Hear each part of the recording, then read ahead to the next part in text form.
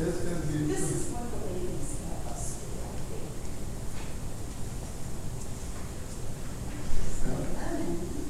So you run in, that, yep, different name. But she was gonna sign that one, and I know she didn't want to let them off. I know, but I never missed a chance to. You go. Yappity, yappity, yappity. Which is her fault, so, you know. That's right.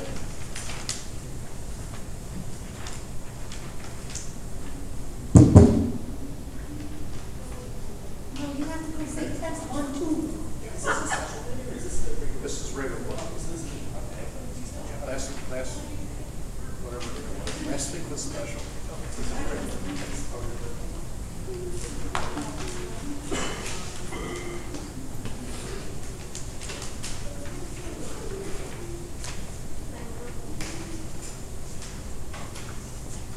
The chair's the least comfortable. Yeah. Not bad.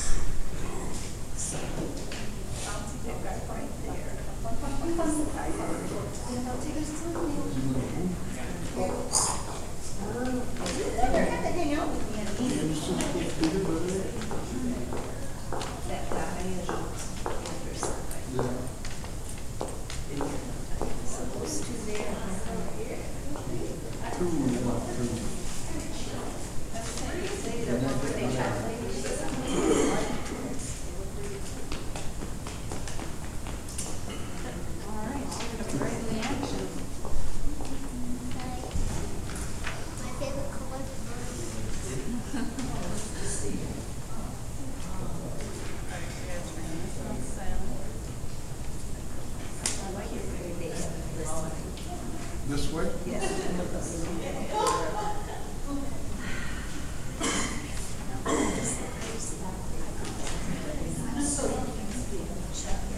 No, they will ask anybody else to do see anybody else. I'm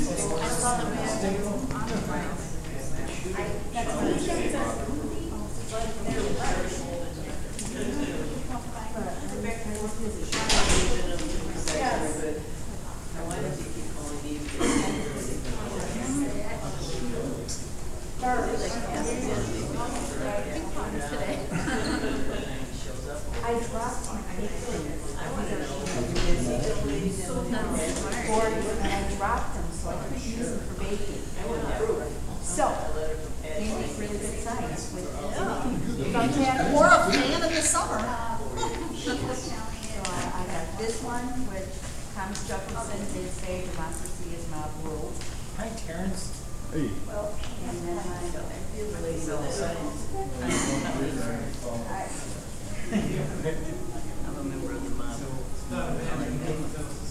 Am I interested in what you said? Of course.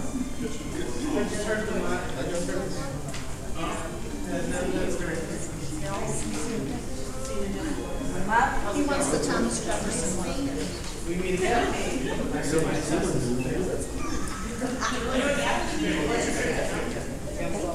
You're welcome. That's why I made them. Yeah. Yes, so that we can have them on next week. Yeah.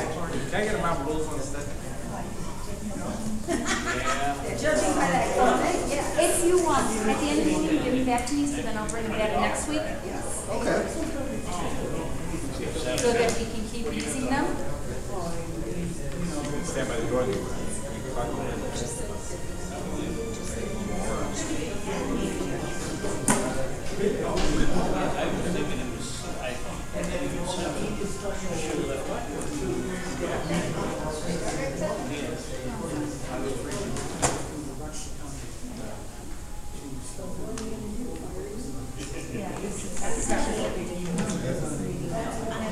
Every week. Of course, next week is our meeting. That's, yeah, the vote. To vote on where the extra money is. No. That's, the next week's meeting is to vote to try to Right. They're going to bring that back Monday. They're going to bring that up today. They're going to be able to vote on it, but then it's got to be published for 30 days. And then there's got to be one meeting for us to vote on it. So that is at least 60 days before they can get to and by then, that's where it's going to right. But if you want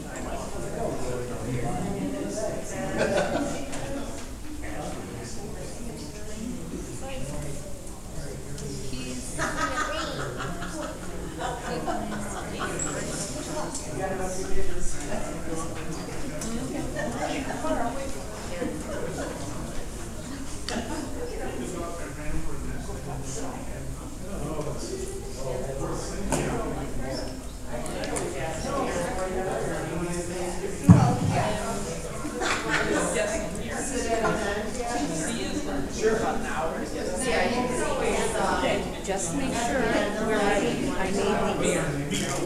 And I looked it up. Thomas Jefferson said democracy is not ruled.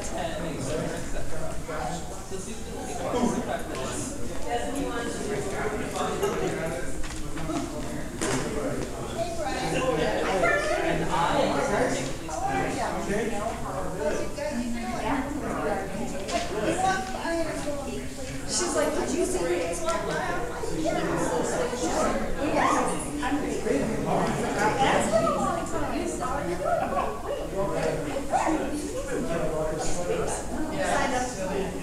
Oh, good.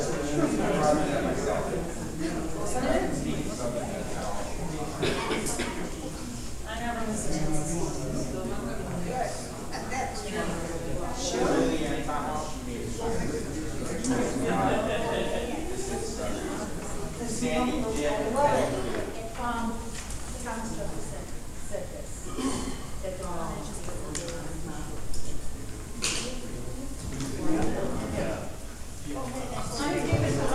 And Bob actually brought up that the voting is done by the trustees, not by the model. Yeah, we got it. We fixed those things. I saw what it really should be. Well, I can hear it right now. Well, it's, it is true, but see, they picked me up now. Right, I can hear you. I know. I think we fixed it. I think we fixed our mics. Or just stay outside.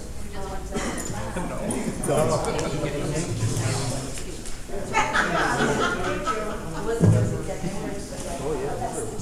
They're much better. We separated in the How you doing, sir? they're running nice. They're trying to run together. Now we separate different channels. Oh, that's good. That might work. That's a great idea.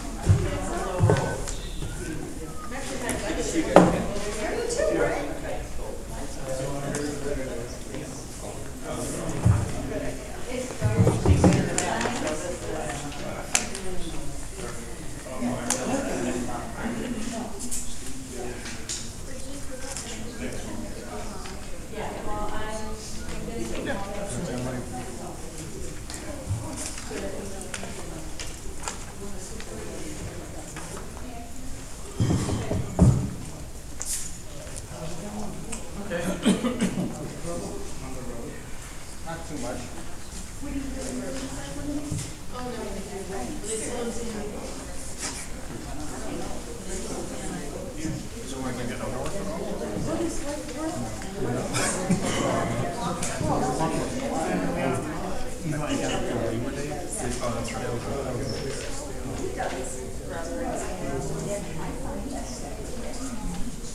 Oh, yeah, yeah.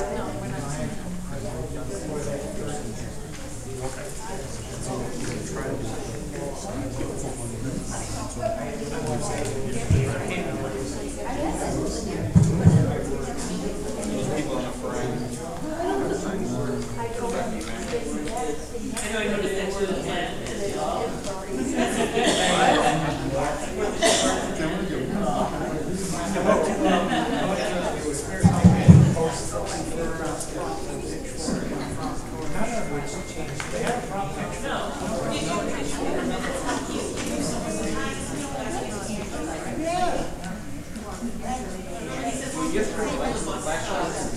Minutes of the comments.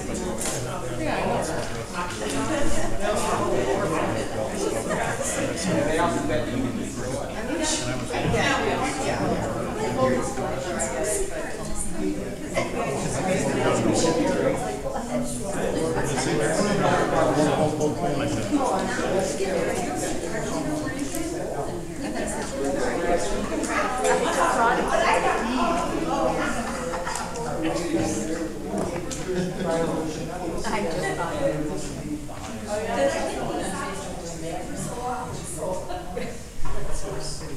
Batteries working tonight, gentlemen? We think we've solved our mic problem. I'm not going to promise. We think we have.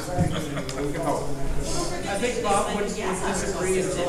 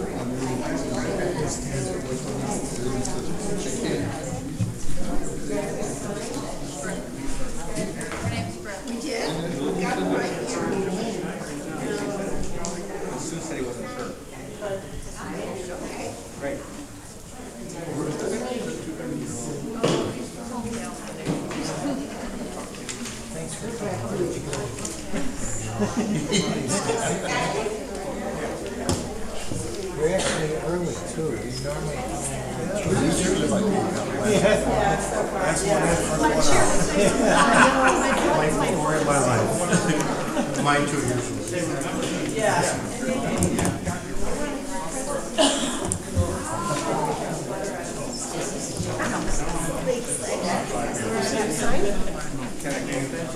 play music?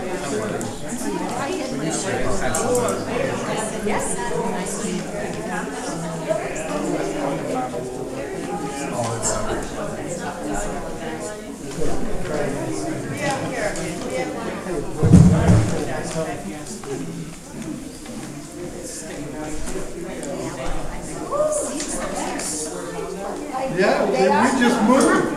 And they should be bored. You picked a good time to sit there.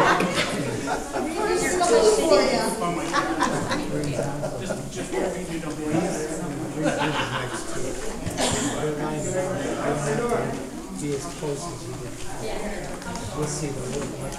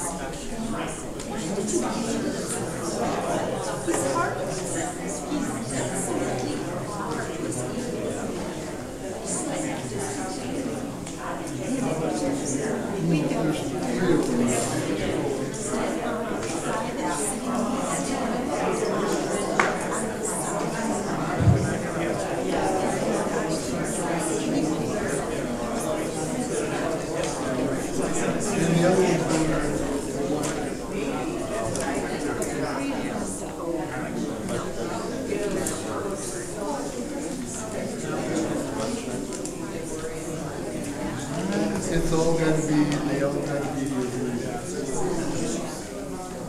unless there's maybe you know this Last time, one of them was staying. One of them was staying last. Good idea.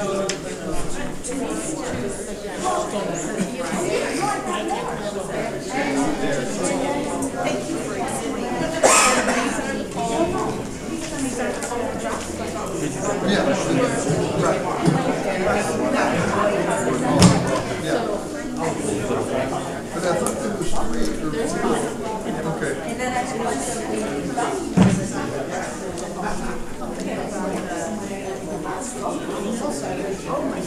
usually it is then.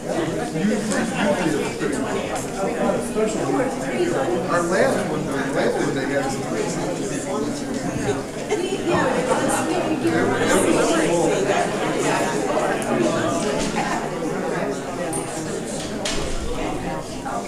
Okay.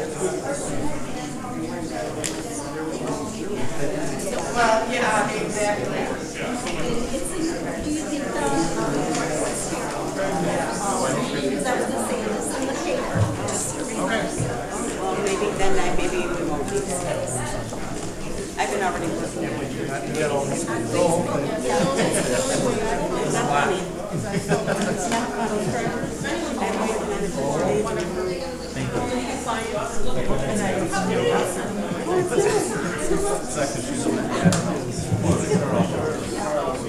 It'd be different if I could delegate that one. They should tell us tonight.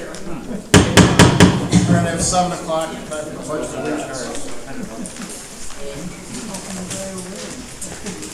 I pledge allegiance to the flag of the United States of America and to the republic for which it stands, one nation, under God, indivisible, with liberty and justice for all.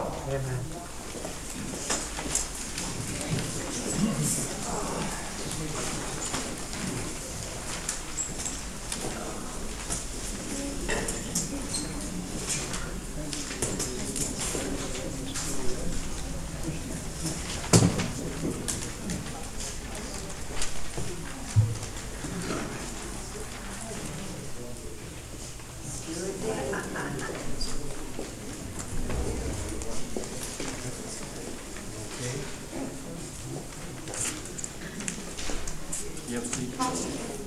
Yep. You have one mic.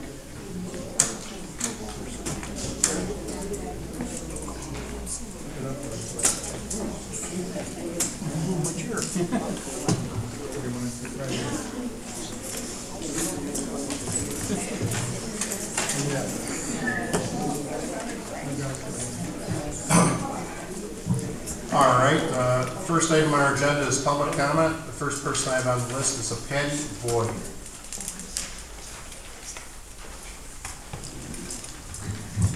Hi, I live in Mchenry. I wanted to speak, actually I want to comment on a couple of things on tonight's agenda. There's a couple of things about new business, putting the ordinances on the website and the agreements and everything. I think that would be a great idea. Most places already have that stuff on the website. I looked at your website, it's a very nice website, but you could use some of that information on there. I also wanted to comment on the bus service. My grandmother never had a driver's license. She depended on other people to get around. She has since passed away, but this bus service would have been her lifeline. We had to make arrangements for her because she was getting rides from people that shouldn't have had a driver's license anymore. You know, it's not that easy for people who are disabled or who are elderly to get around. This bus service is wonderful. I ride the bus to work as much as I possibly can to try and save gas and save the environment and whatever. Taking this bus service away is a huge mistake. Thank you.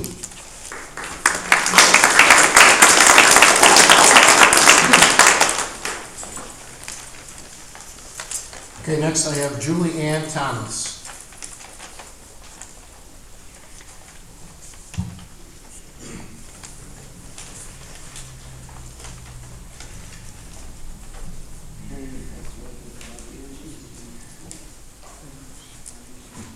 Julian Thomas, Wonder Lake. For those who heard me speak on Friday, I talked about my last 3 experiences on the PACE bus. There was somebody here who worked for PACE and listened to what I had to say. And on Monday, I received a call from a supervisor at PACE about my complaints and the service I received. And I explained to them that it's just not me, it's all the seniors and all the disabled in the county that need to ride the buses. Gentleman was very, very nice. He explained that they are in the process of not giving so much overtime to their drivers simply for safety reasons, because their drivers were working 7 days a week and not taking any rest time, and that was a very bad public safety hazard. They also explained to me that they try the best they can to get us places, but they explained that seniors and disabled people are not the only people who ride PACE buses. There are many people who ride the bus to go to work that are perfectly fine They just don't either drive or choose not to drive. That's who PACE serves. With the seniors and the disabled, they would prefer us to make 7 days in advance reservations, where the general public can call the day before and get a ride. Simply because they have to make sure they have a bus with a lift, if you need the lift, and they have to make sure that there's going to be room on the bus for you because they may have already a full bus. Walkers do not fit through the aisles of the PACE bus. I know this for a fact. They were very nice. They said that they would do their best when I call to accommodate me for my rides. But they said the township buses actually do more for you. And the one thing they stressed is not a duplication of services. The PACE is a totally different service compared to the township buses. And people need to realize that. Thank you.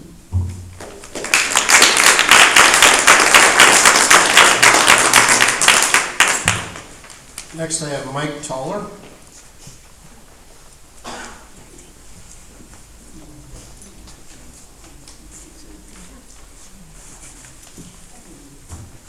Mike Toller, Wonder Lake. I'm going to talk a little bit about the duplicative bus service.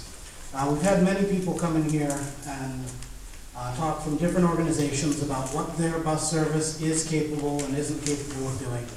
And despite all that evidence, certain members of this board here continue to deny they continue to restate that it is a duplicative service, even though we've been told over and over again. The evidence is in front of you.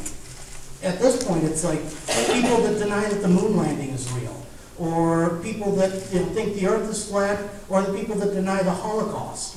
We have come to a point here where it's all the evidence has been laid out in front of you. To say so otherwise is beyond the realm of basic understanding of evidence that's laid before you. So, here we have another thing on the agenda where we're going to try and shuffle around that money and keep it away from the will of the people. It's not, at this point, I think we've demonstrated that we have a larger number of supporters on the side of keeping this bus. To continue forward at this point is beyond dumb. Where are the supporters for your side? I ask again. Where are they? Are they here tonight? Will they be at the special township meeting, next week? Because that's really when the vote's going to happen, isn't it? I actually do hope that some people that support the removal of the bus service show up, because I at this point it's kind of sad standing here and we've got nothing but people in support of the bus service and 3 individuals, despite all the evidence, continuing to persist. Thank you.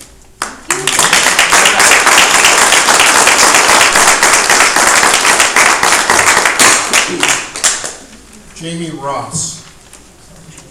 Rouse. So close. I know. Close. Another 5 or 6 times. Yeah, probably.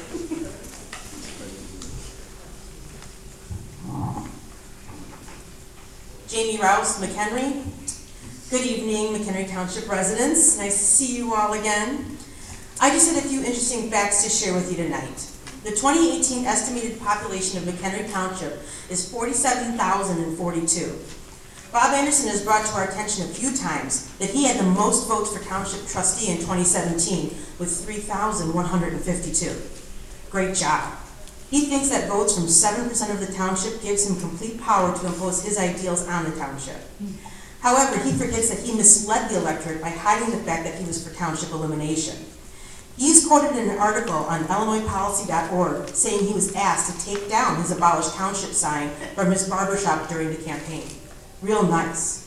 But let's put that aside and assume those voters do align with Bob. Don Aylward, our township clerk, received 3,281 votes. That's more than Bob. Same goes for Jim Condon, our highway commissioner, who received 3,503 votes, yet they don't get a vote on the board. Craig Adams also received more than Bob, with 3,471 votes, winning the role as township supervisor, yet some members of this board continue to disrespect him. And you know who else has been shown disrespect? The person who received more votes than any of those that I just mentioned. Mary Mahady, our township assessor, received 4,835 votes.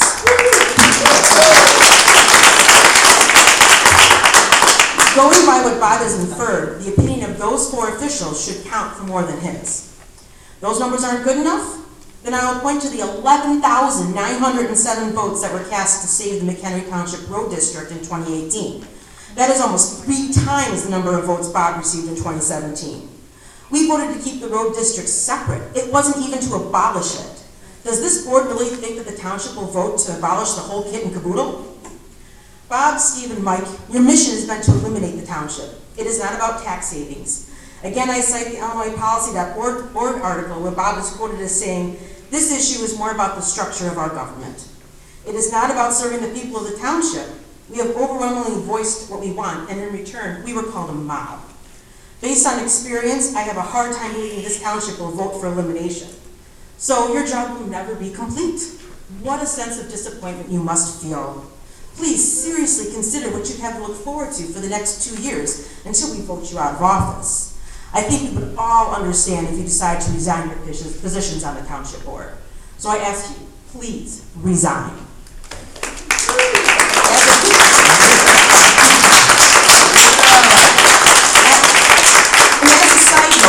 That's 30 seconds. I just want to make a note of the waste of time that you make of the township. Because under tonight's new business, agenda item A, those contracts are actually already available on the website under the supervisor transparency portal. Agenda item B is also available on the website under the clerk's tab under ordinances and resolutions. Item C is available on the website under the supervisor transparency portal. And agenda item G, I hope whoever requested that one knows that you have already lost that vote once. Nice job changing the wording though to get it back on the agenda. We're gonna have to remember that trick.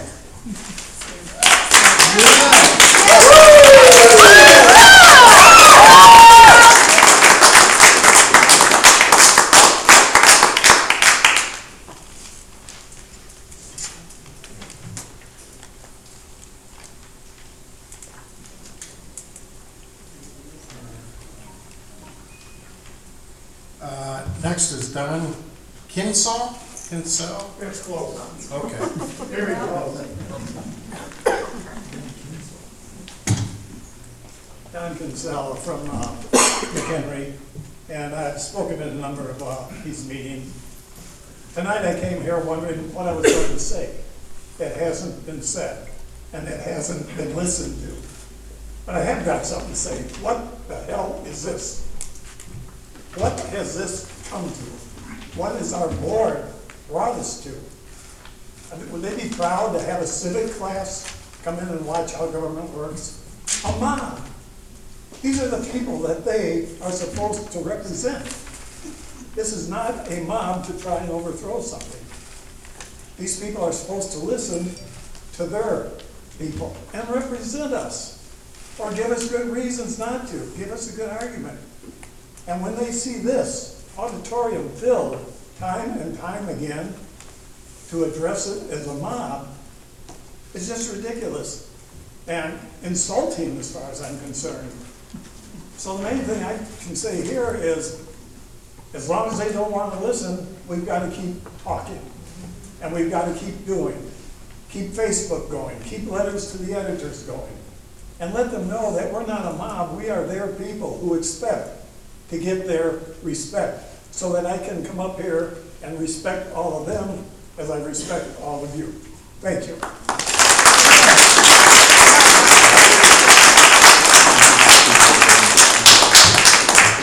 Next I have Brian Arnold.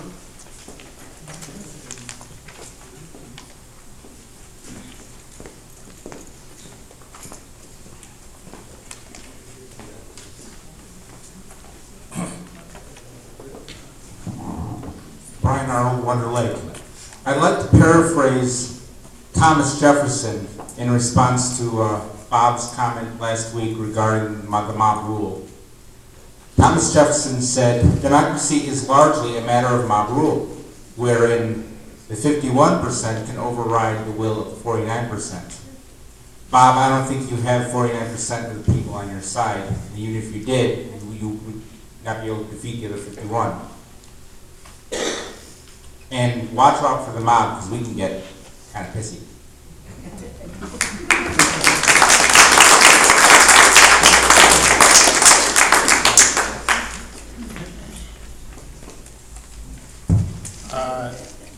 I'm not even going to try to pronounce this last name. Don Nularowski? Nularowski? Nularski maybe? No? Any Don? Okay, we'll move on. Diane Carroll?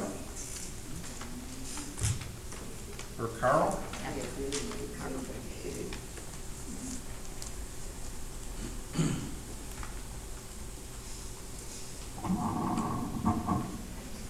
Gentlemen, Diane Carl, Mchenry. Gentlemen, I'll try to keep this statement short. Most of us here tonight know that some of you want to abolish and dissolve the township. Not help us, but eliminate us. My question is, why are you starting and focusing on the elderly and the disabled of this community?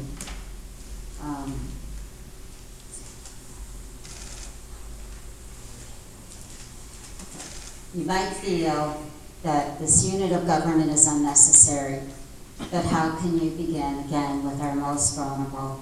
Remember, this is a door-to-door service that you've been told cannot be provided by anyone else. And I've attended a lot of these meetings, and I've given you gentlemen my respect by looking and listening to all of you. And what I don't understand is that why do you not give us your respect by looking at us as we're speaking, as we try to voice our concerns?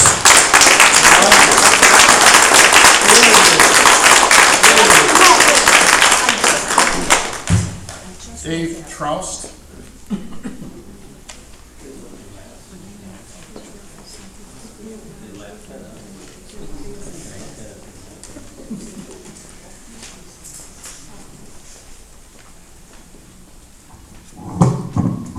Good evening, Dave Trost, Mchenry Township. In our society nowadays, things have really become fractured between Republicans and Democrats, and between the right and the left. And I have to thank the three trustees for doing something I didn't think was possible. You have actually brought together more Democrats and more Republicans and more independents than anything else that has ever Thank you.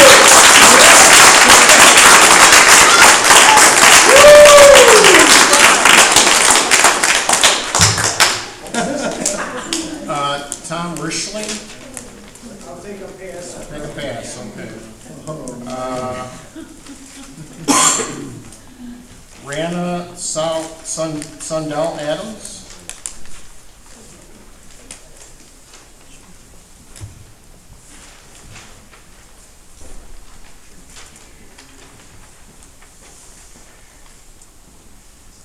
Good evening, gentlemen.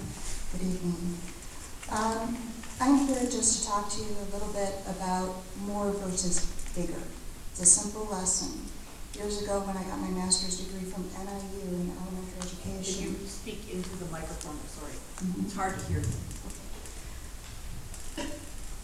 My professor at NIU made a solid argument that about 150 years ago, we were closer to educating every student in one student classrooms, in one school classrooms, one classroom.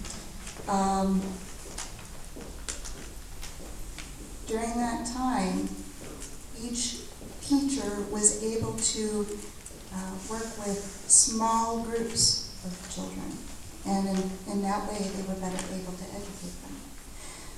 Bigger is not always better. Consolidating is not always better. If you go to the movie theater, I'm going to make it simple for you to get your attention, Mr. Bear.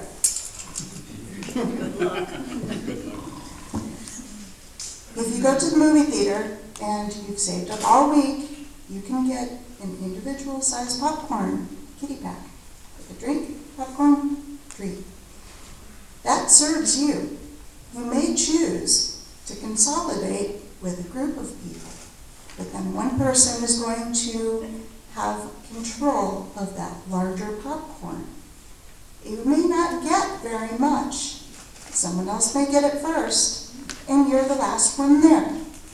This is important because this relates to the bus. This is the same scenario as the bus. Most of our seniors save up, they work, they are unable to provide for themselves. Do you want to go begging? Do you want to make them beg for a ride? I've heard some very disrespectful comments, and that's particularly disturbing. More than anything else, you need to show these people respect. You're supposed to be representing them. Look at them. Look at them. That's one of the ways to show respect. You can deny all you want, but that just shows a different agenda.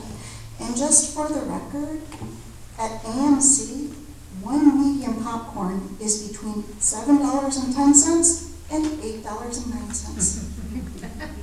You know what I'm referring to with the cost of the bus.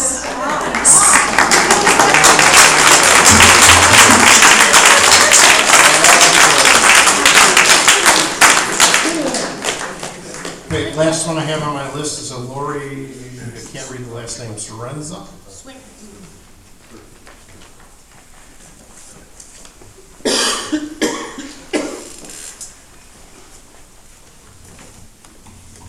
I'm going to try and not repeat what other people have said. As a citizen of this township, I'm actually appalled by the actions of some of these trustees. Give last Friday as an example, the recommendation to lock hundreds of thousands of dollars in a box. Anyone who had taken the time to learn about township or any other form of government would know there are ways to segregate money, restrict money, or give back money to people if you're not going to use it. But to lock it in a box, it's a symptom of a bigger problem that these three trustees have demonstrated. Rather than choosing to work together to serve the people of this township, they have chosen to go their own way to attack the people. And by attacking that, they have chosen our most vulnerable first, the ones they thought they could get away with. Now, I have no doubt that there are ways to lower taxes or to save costs in this township. But the way to do it is to work together, and you have chosen not to do that. Instead, you have chosen to be disrespectful to the people of this township. I don't like being called part of a mob. I don't like being told that you don't have to show up for a special meeting because I don't represent your opinion. You have not brought 200 people here who represent your opinion. At the meeting I attended in August, there were close to 300. For 20 years you have tried to get rid of township government, Mr. Anderson, yet not once have you provided a path to do so that does not do harm. And if this, by getting rid of the bus service, is your first attempt at providing an avenue to replace it, then I'm sorry, it is a sad example of how to do so. I'm going to leave you with two things. In 1939, it was legal for Nazis to discriminate and persecute Jews. That didn't make it right.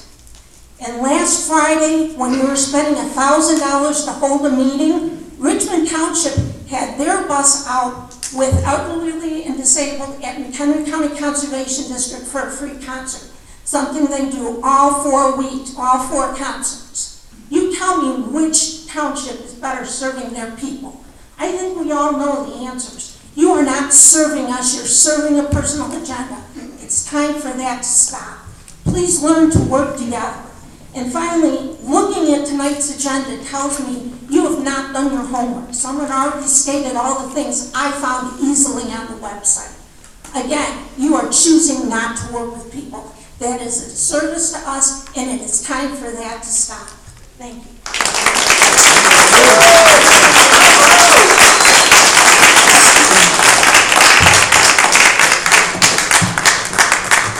Okay, that's all I have for public comment at this time. Somebody came in late. Is there anybody that came in late and want to make public comment? Please come up to the podium and state your name. My name is Jeanette Ventura. I go by Jay. Say my last name. My name is Jeanette Ventura, and I wasn't really going to speak. I just wanted, everybody what they said, I Mr. Carl, because they all did good, but I wanted to speak on behalf of my friend who's not here. I work with her at Jewel. The only way that she can come to work is to take the senior disabled bus. She is a great worker at Jewel. We need her. She's a great beggar. She's responsible. She comes every day. And I've also been told from her that she cleans the bus or has something to do with cleaning the bus. That's what she told me. And as everybody else that takes the bus, I don't know what I'm really saying, so I'll just say that we really need this bus. This is really, I could be at home right now watching Dr. Phil with him saying, you can't change what you don't acknowledge. You can't change what you don't acknowledge. And he says something else that's really good too. Can anybody think of what I'm thinking of? Does anybody watch Dr. Phil? You can't change what you don't acknowledge. He's got a lot of good books out there. I'll probably think of it later, but if you have ESP, that's what I'm thinking of. You can't change what you don't acknowledge. Please do something, because thank you.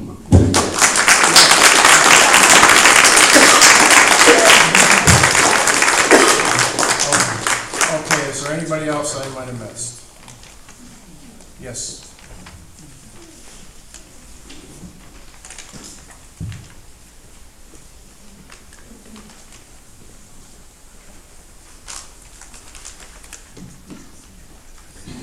Mary Kay Welter from Mchenry, not a public speaker. But you know what I resent so much is that you are trying to take away the privilege that all of us have of intent to helping people in need. Yesterday was September 11th. I remember that with a broken heart, but all those people that came to help people, the hurricane, help people. That's what America is, it's helping people. And what any of us can do, a little bit, with a little bit of money that just helps so many people, that's a privilege. And to deny us that is wrong. And you wear a shirt that says, Mr. Veer, 100% pro-life. Life starts with in the womb but ends in the tomb. We have to have dignity for people from the beginning to the end of our lives. And anyway, anytime we can help somebody, that's our service. That's our calling from God. And God is involved in America. Thank you.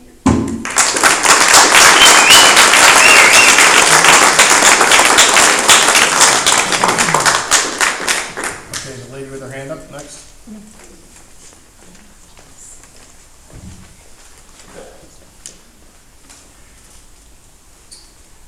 I'm new here. Could you please state your name for the record? Oh, Shelley Lockwood, and I'm in Mchenry. I'm new here. Tonight is my first night. But I wanted to just state that I'm very disgusted in you taking away this well-needed bus from the people in need. Gentlemen, I hope someday you don't need a service like this, because if you take it away, it won't be there. But on the final note that I want to say, that I'm just tagging on the woman that made this reference, is I've been watching the panel up here. And you gentlemen have not acknowledged anybody by looking at them in their eyes and acknowledging what they say. You're talking among yourself, you're looking down, you're looking at your paper. Our voices need to be heard. These people need this bus, and you are the guiding force to make it happen. Please acknowledge the people who are standing up here expressing the need for the bus. Thank you.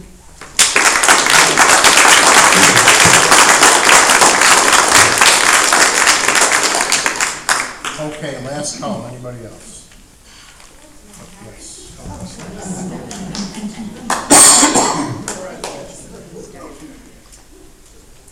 I only wanted to speak one time, Joy's story of Mchenry, which was last Friday, but I was challenged by a board member whom I know very personally, who is a wonderful person, and the two other individuals that have been, I don't want to say attacked, but attacked for their position on the township elimination are good people. And that was my challenge. I believe they're good people and they have good intentions, but I believe they're wrong. And just as we have asked to be respectful of these three board members, we ask the board members to be respectful of us.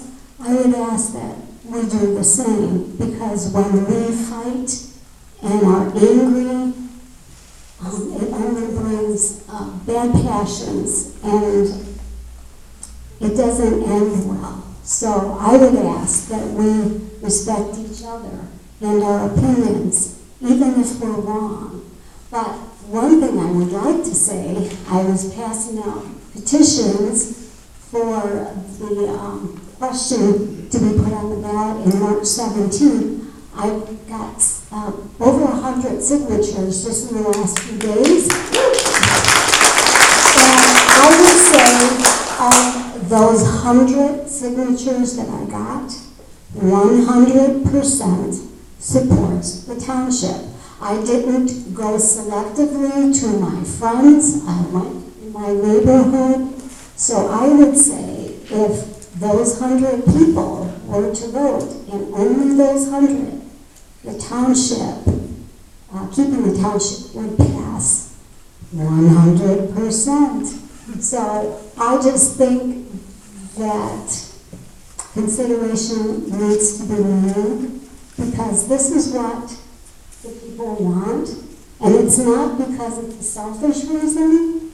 For me, it's because I have compassion for those who cannot help themselves, and that is the only reason why I am here to speak, is because those who I am in contact with that are disabled or have special needs use the township bus services, and they need it. And I am willing to give $100 a year in order to help them. And I think that's our position. We support the township.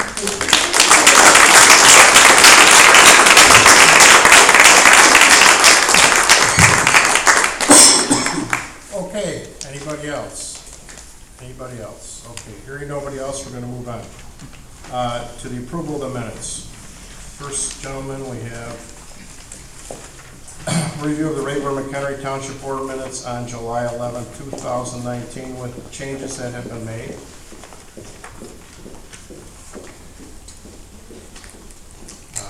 Any discussion on these? Yes. Okay, Mr. Rear.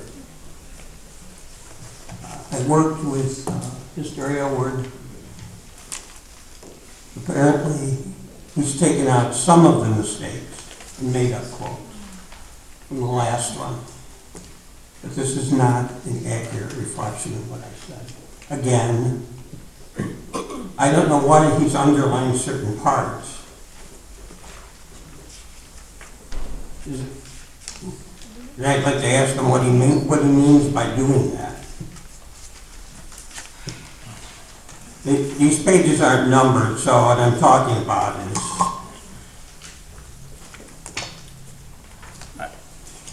Mr. Beard, did you want, or Mr. Beard? Mr. Elward, did you want to comment on that? I believe the two that are outlined are the two words that when you, Debbie, and I sat together, you agreed that those two were mistaken and those I changed. There was two words, that's it. Everything else was exactly the same.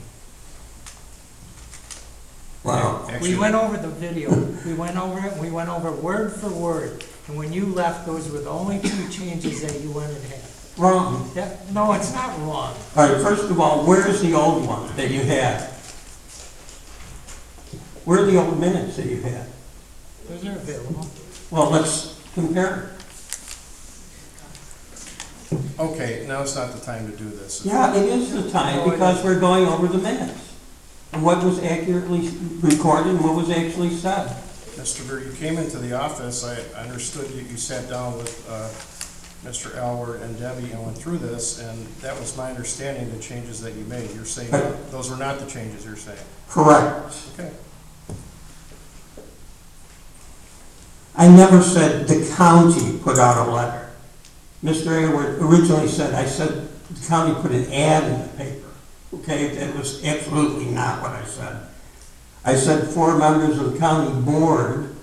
Okay. Representing the township. Representing the township? Yeah, the 4 members of the county board who represent the state. Who also are, okay, got it, Okay. Okay. Is there anything else you'd like to have changed? I think we can. Yes, he's been very selective about what he puts in and what he doesn't put in. And this is all very biased representation of what was said. So, what I stated originally when we were here a month ago is, if you're gonna make up quotes, which they were made up, Mr. Aylward. You realize that it's all on video. Yeah, then just take it verbatim from the video. Yeah, and we went over that. You went over that. And the things that you want to change, I changed. Look, did you or did you not make up some quotes? No, I did You not. didn't? I did not. Okay, well you did, because there wasn't anything about an ad. You have a Correct. memory shorter than, never mind, I won't say that. You have a very short memory. You cannot remember from 1 month to the next. You really should have the doctor check you. Look. Signs it. Now let me get this straight. Considering all the mistakes that were made, There were no mistakes. not just in these minutes, but the minutes for the closed sessions. All right, Mr. Beard, the minutes for the closed sessions have been approved, and we're not going back there. You've approved them, they've been approved. No, I don't think they were. Yes, they were. We approved them at the last meeting. I've never seen them. How could I approve them? How could you have never seen them? We reviewed them all at the last executive session meeting and approved them. And they were to be changed and then submitted for a vote. Oh, If Mr. Militello was I'm sorry, there could have been a couple that needed a couple changes. You are correct.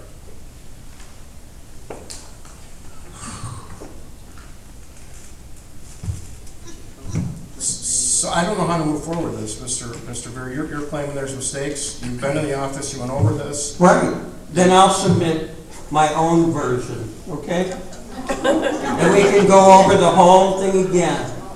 That's fine with me. Let's table these minutes one more time. You can submit your version, and then we will go to the tape and play it in this meeting so everyone can hear it. Well, Word for no, word. how about this? We'll just have the attorney do it. No. The clerk is in charge of the minutes. He will take care of the minutes. That's his job. Well, the clerk hasn't really done his job. Mr. Beer, it's disrespectful. All right, let's move on. We have a motion to table these minutes one more time. I'll make a motion. Okay, made a motion. Would you second that motion, Mr. Beer? Of course I do. Okay, we need it in a row. All those in favor signify by saying aye. How many ayes do I have? I hear one. Aye. Okay, all ayes. We will table it, and Mr. Beer, you make your version, and we will go over it line by line in this meeting next month with the video. That's fine. Okay, fine. That's what I suggested to do the first time. All right. Are we talking about all A, B, C, and D? No, he's only talking about his comments. Am I correct, Mr. Beer? I mean, is there one specific one here? We're talking about July 11th, 2019 minutes. And you're only talking about your comments on that, correct? Or are we discussing something else besides that? I mean, why should we, if there's only a problem with A, why can't we approve B, C, and D? I'm not saying we can't. We can. Mr. Ralph, can we do that? I don't know. Once approved, they have to be posted to the website, so. Are you looking to just approve B, C, and D? If you could certainly approve just B, C, and D unless it's subject to the A minutes. I don't think it is subject to. Oh, it's not, okay. So you could approve B, C, and D separately. The board could also, if they so choose, if there was something specific, and unless I'm missing something, I'm looking at that section regarding the comments, and there's only 4 words that are underlined in red, and I assume it's only to bring it to the board's attention as far as what's being added or correct. Am I correct? Is that what the stuff in red is what we read. Okay, and so those are the 3 words, I guess, that are being added as, so if that's not the case. But it isn't the case because he's taken out the false quotes that he made up from the last, when we were here for the last. But you said you wanted them corrected. Yeah, I do. So I'm confused. You just said you took out the false quotes, so they're out, so, okay. So I guess my point is this, is that if this board would like to approve these minutes and make a motion to take out a part of the minutes, because they are your minutes, you could certainly take it out and vote on it, or wait till next meeting, and, as you said, to table it. But you could certainly pass B, C, and D on a separate motion yourselves, however the board wants to proceed. Well, we've had a motion to table these for now until next No, meeting. just A. Just A, correct. Just A. Correct, I realize that. If there's a pending So motion, then go ahead. then we already voted on that, so we had the motion. So let's move on to B then, okay? The review of the regular township meetings held on August 8th. And I have one thing that, it's not a correction. Okay. But it said there's, on item C, there's a park shelter deposit and shelter fees discussion motion to table to next meeting with 4 ayes or 1 nay. And I didn't see that on the agenda. You're correct. You've got a nay and you're, I don't believe. There was 1 nay to stand. Okay, wait a minute. Oh. You're correct, it is not on the agenda and it should have been my mistake. Will it be the next month? It will be. Okay. So are we going to vote on that then? We can make that correction. No, there is no correction. No, it's not a correction. There is no correction. It was just. You're explaining it out, so it's. I missed it, it's my mistake, so I will put it on the agenda next month. How's that? Duly noted, Mr. Anderson, I missed that somehow. Thank you. Okay, so with that being said, is there any other comments or corrections for the August 8th minutes? If not, I'll make a motion to accept those minutes. Okay, motion by Mr. Anderson to accept. Second. Seconded by Mr. Wojcicki. All those in favor signify by saying aye. Aye. Any nays? None heard. Motion passes. Let's move on to C. The review of the special township board meeting held on August 14th. Is there any changes or corrections there, gentlemen? I do have a correction. Okay. The special board meeting on August 14th, after executive session, I made a motion to withdraw my motion in reference to House Bill 348 for township consolidation. That is correct. What I also stated that evening is that the township be looking into and move forward with a study on the issue of township, study of township consolidation. I think that should, I expected that to be in the minutes. I do recall you saying that. We will add that to the minutes. If we add that to the minutes, is there anything else? I'll make a motion to accept that. That's added to the minutes. Okay. And then with that, then can we talk about that issue later? When do I bring it up later? We can discuss it under new business, I guess. We can New business? We can discuss it. I'm good with that. So then I'll make a motion to accept the meetings, the minutes for August the 14th meeting with the correction I still stated. Okay, Mr. Elward, you've heard that correction. I'll make that to those minutes. I'll second the motion. All those in favor signify by saying aye. Aye. Any nays? None being heard. All right, let's move on to D. The review of the special township board meeting minutes held on September 6th. Is there any changes or corrections there, gentlemen?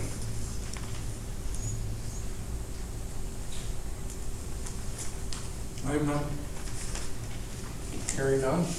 Hearing none from anybody, I'll make a motion. We accept the special board meeting minutes from September 6th. I'll second. Seconded by Mr. Rakestraw. All those in favor signify by saying aye. Aye. Aye. Any nays? None heard? Motion passes.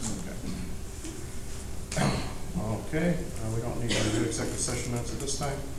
Motion for approval and receipts of the bills for the town fund. I have that.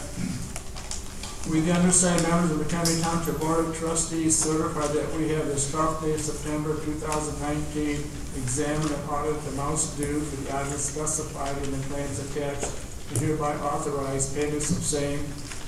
Total reimbursements to be approved, $1,125.72. Total bills to be approved, $62,718.98. Total bills paid prior to audit, $37,558.09. Total being approved, $101,402.79. Total receipts, $24,113.78. I move to accept the receipts and pay the bills for the town fund. Okay, I have a motion to accept the receipts and pay the bills for the town fund. May I have a second for that? I'll second. Second by Mr. Rakestraw. We need a roll call vote on this. Mr. Anderson? Yes. Mr. Rakestraw? Yes. Mr. Adams, yes. Mr. Wojciechowski? Yes. And Mr. Beer? Yes. All yeses, motion passes. Motion for approval and receipt and bills for the general road and bridge fund. We, the undersigned members of the Mchenry Township Board of Trustees, certify that we have on this 12th day of September 2019 examined and audited the amounts due for the items specified in the claims attached and hereby authorize payments of the same. Total reimbursements to be approved, $731.54. Total bills to be approved, $66,532.18. Total bills paid prior to audit, $17,088.88. Total to be approved, $84,352.60. Total receipts, $7,973.92. And make a motion that we accept the bills and make the payments. Okay. For the general road and bridge. I have a motion by Mr. Rakestraw to accept the receipts and pay the bills for the general road and bridge fund. Do we have a second to that motion? Second. I think Stan beat you over here, seconded by Mr. Wojciechowski. Roll call vote, Mr. Beer. Yes. Mr. Wojciechowski. Yes. Mr. Adams, yes. Mr. Rakestraw. Yes. Mr. Anderson. Yes. Okay, all yeses, motion carries. All right, let's move on to the motion for approval for the receipts and bills of the permanent hard road fund. Permanent hard road, total reimbursements to be approved, 0. Total bills to be approved, $131,078.34. Total bills paid prior to audit, $11,250.35. Total to be approved, $142,328.69. Total receipts, $1,042.59. I'd like to make a motion to approve the receipts and pay the bills. Okay, I have a motion by Mr. Wojciechowski to accept the receipts and pay the bills for the permanent hard road fund. I'll second that motion. We need a roll call vote. Mr. Adams, yes. Mr. Rakestraw. Yes. Mr. Anderson. Yes. Mr. Wojciechowski. Yes. Mr. Beer. Yes. All yeses, motion carries. All right, we're down to new business. Letter A, and this will be short, gentlemen. Putting all township intergovernmental agreements and related materials on the township website. This has been mentioned at more than one meeting, and the audience made some comments here tonight, which was not necessarily fair to the board. They've all been completed within the last month, okay? They are on the website at this time. Do we want to have any more discussion on that? Yes. And this will be an ongoing obligation of the township to put it on. Correct. They're all on there now. They're all available under the supervisors tab under the transparency portal. Okay, any more discussion on letter A? It's been done. Is there a way to make it a little more visible? Like it could be identified in all, these are the intergovernmental. It is outlined, if you look at the website, it is outlined intergovernmental agreements as the title. But you have to get into your, There's no easier. it's under the supervisor. Yes, it is. There's no easier way to do it without putting it on the homepage, and we don't want to put it on the homepage because we save that for, it's under the transparency portal. I think that's the best place for it. Everything can be viewed there.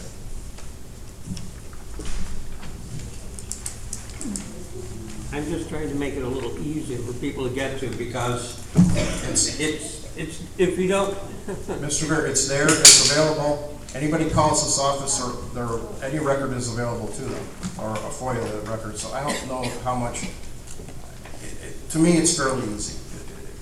It's there. Well, then there should be a separate heading. There is a separate heading. It says intergovernmental agreements, it's headed.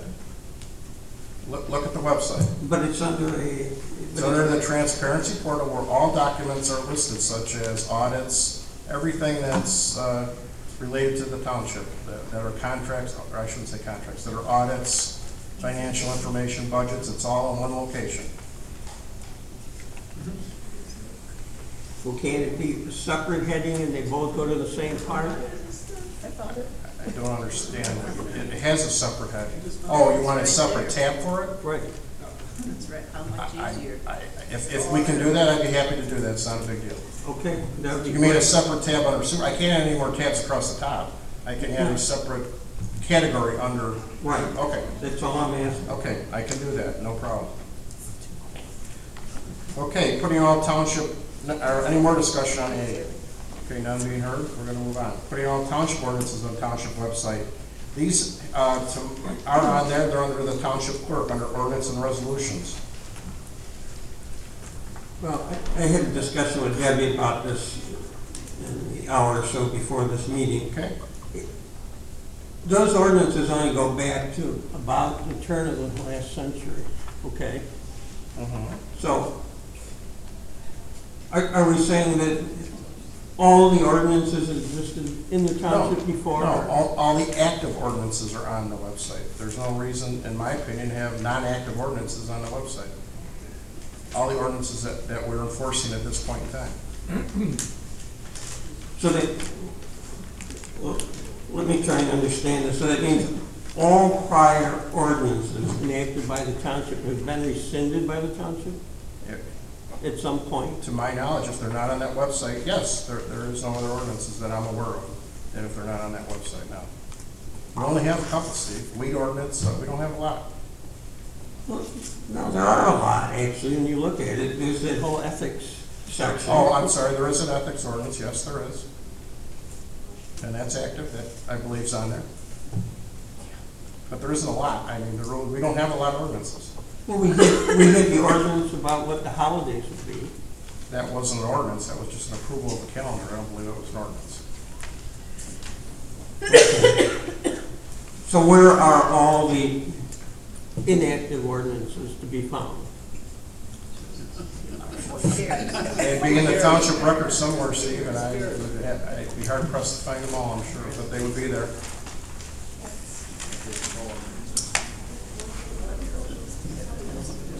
I don't understand the purpose, they're not active, so why?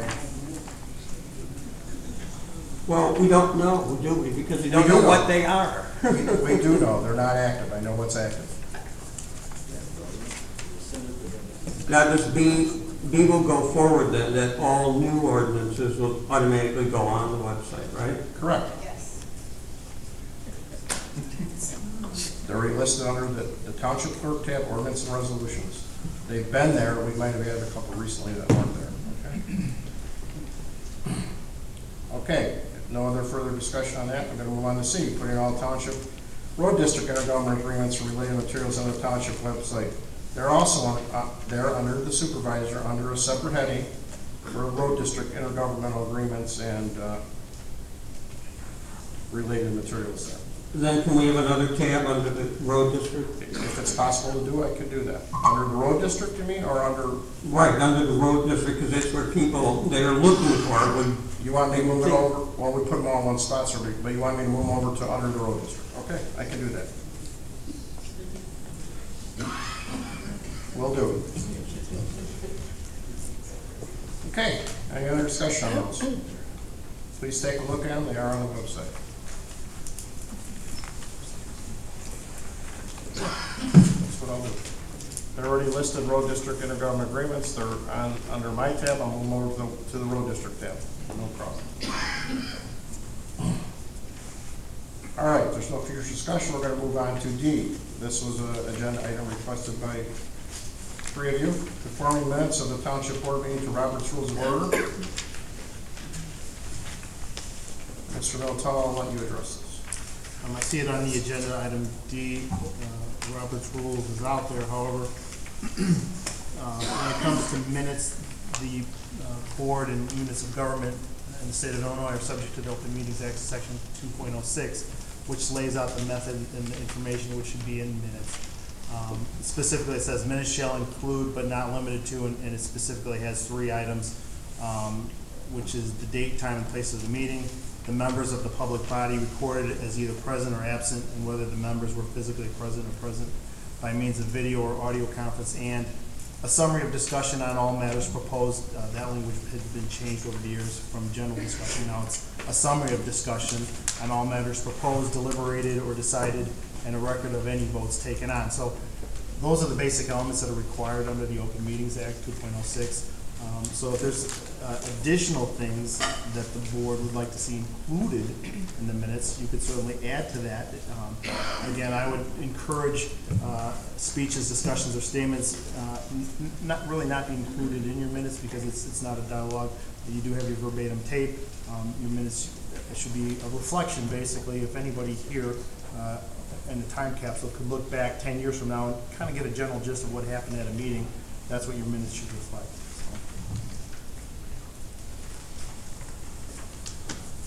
Mr. Mr. Gray?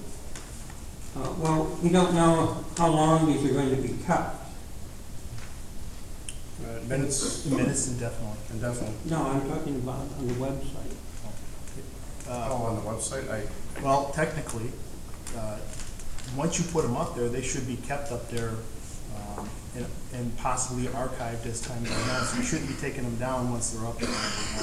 Number 2, unless you get approval for any destruction of documents and things like that, then that's a separate issue with it. You'd have to go through the archiving of that information. See, the problem I have with these things on YouTube is that they could just be erased at some time down the line. YouTube is not our permanent record. It's the minutes that we are approving in this meeting. And it says so right under your agenda, I believe, on the top. Right, but as the township attorney said, if you ever want to flesh it out, you can go back to these verbatim recordings. So maybe the clerk should keep a copy of it as a record. We're not going to do that because it creates all kinds of record-keeping nightmares, etc. That's why we approve the minutes. You're not happy with them, we'll change them until we get them right. That's the purpose of them being the permanent record. The tape is not the permanent record. And the township website actually says that. The tape is not a permanent record. I'm not sure if it says it, but if it doesn't, it will. It says it on the agenda. Right, it does. Okay. It does say that. Okay. First line, first paragraph. Well, I don't see why it's a nightmare to record it, and then that's part of the record for the clerk to have. If somebody wants to see it, it's not available to other means. That's what minutes are for. That's why we do what we do. I don't want to make the YouTube minutes a permanent record. It creates all kinds of record-keeping, media stuff that costs us more money. Why should we do it? I don't see an issue. They're just supposed to get a general idea of what happened at the meeting, and that's what the minutes are for. Just to avoid the problems we've had with the minutes. We don't have any problems because we can go back and look at it right now. They're not getting erased tomorrow or the next day. They might get erased 3 or 4 years from now or 5 years from now, but I don't think we're going to need them. We don't need them now. We've got the permanent record, which will be approved by that time. The one you're talking about, this particular one, we will bring back to the meeting if we have to and go word by word if that's what's necessary, and they will be available to do that. You could have a data problem possibly with regard to having the YouTube documents. I would assume those files would be large files, and the issue then becomes once you say these are permanent records of the township, then those documents are now all FOIA. Which means that anybody could then FOIA, they could say, I would like the last year of YouTube documents, or whatever they are for that matter. I don't know what kind of bandwidth and I don't know what kind of data storage you would need in order to maintain that. We would need a huge amount of data storage, and we don't have it. And that would cost us more money. And it's not necessary nor required by law. Why would we do it? Well, then let's just conform the future minutes to Robert's Rules of Orders and the statutory requirements. Okay, I believe we already are conformed to Robert's Rules of Order and the statutory requirements.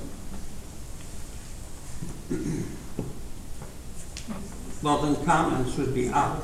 The comments are not out if they're relevant for the meeting, so people later on can figure out what happened. They're not out.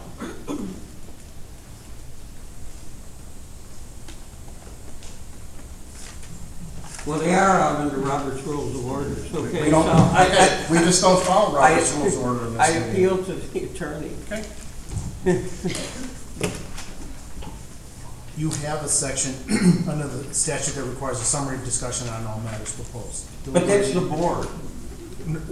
What it says is, and a summary of discussion on all matters proposed, deliberated or decided, and a record of any votes taken.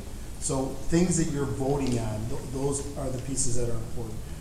You don't necessarily have to have a detailed dialogue of the information that board members' comments, you don't necessarily need that. Or public comments. Or public comments for that. Okay, so this would make Mr. Edwards' job a lot easier if you confine his minutes to what the requirements of the law under Illinois statute and Robert's Rules of Order. I believe we're pretty much there now, but if we want to just change it to summary instead of individual comments, I don't have a problem. Well, shouldn't the minutes be basically looking into what the business was that happened at the meeting? Correct, it is, and sometimes some of the comments that happen, I mean, maybe it's a summary of the comments, not word for word. It's not meant to be word for word. It should be included in there to show what was going on. And if you come along 10 years from now, Bob, when we're trying to read these, that's why I understand you sometimes have something you want to insert it to show what was happening, and I understand that. I get it. I just don't understand what's, other than some of these could be summarized a little more, I agree with that. I don't understand what's wrong with our minutes now.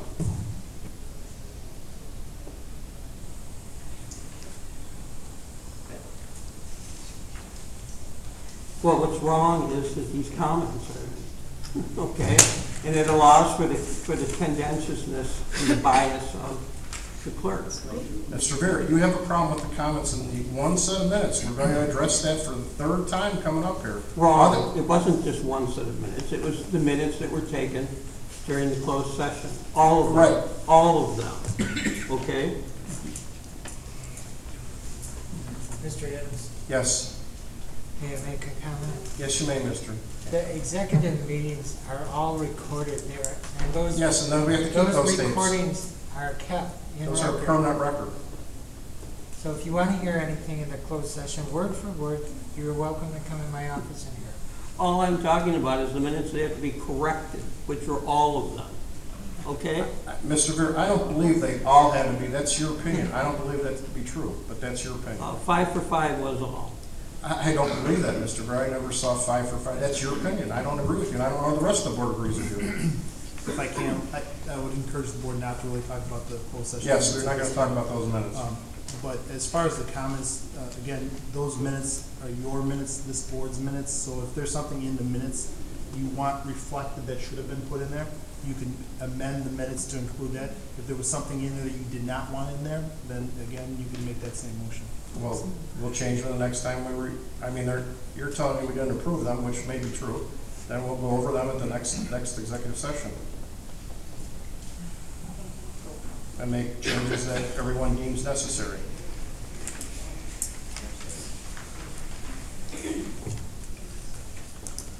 All right, so a motion that all future minutes by the clerk of the township conform to the Illinois law and Robert's Rules of Order. Is there a second? I already believe they do, so I'm not gonna second it. I'll second. Okay, let's have a roll call vote. Mr. Anderson? Yes? Mr. Rakestraw? Yes. Mr. Adams, no. Mr. Majewski? No. Mr. Beer? Yes. Okay, motion passes. We'll do what Mr. Beer has asked, although I believe we're already doing it, so I believe. Okay. All right. Agenda item number E, amending the township budget for the 2019-20 fiscal year. Discussion? I have a motion I'd like to read. Okay.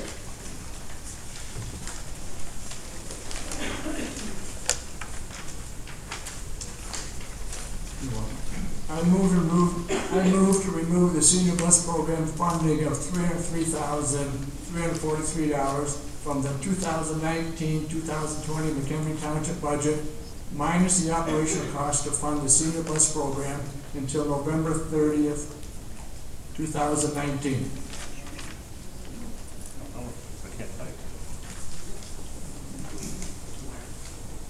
Okay, we have a motion by Bob on his, what he just read here. Do we have a second to his motion? Second. Seconded by Mr. Beer. The only problem I have, Bob, the only problem I have with the motion, let me discuss this, is I don't know exactly what that dollar figure is gonna be as of November 30th, okay? I'm happy to remove it, but right now I can't tell you exactly what that's gonna be. There could be some overtime in there, there could be things. I mean, we're not talking a great deal of money, but I can't give you an exact figure right now.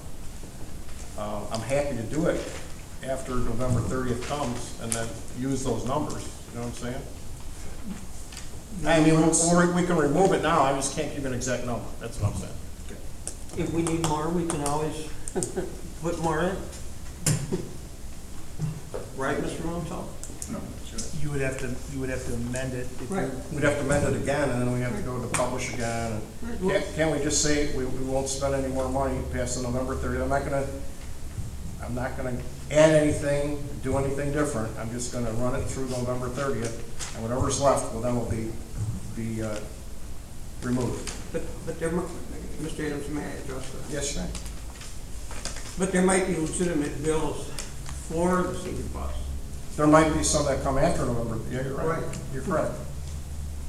So then there should be a cushion or something, I think. You're absolutely correct. There should be. I didn't think about that. There could be some bills that come after November 30th.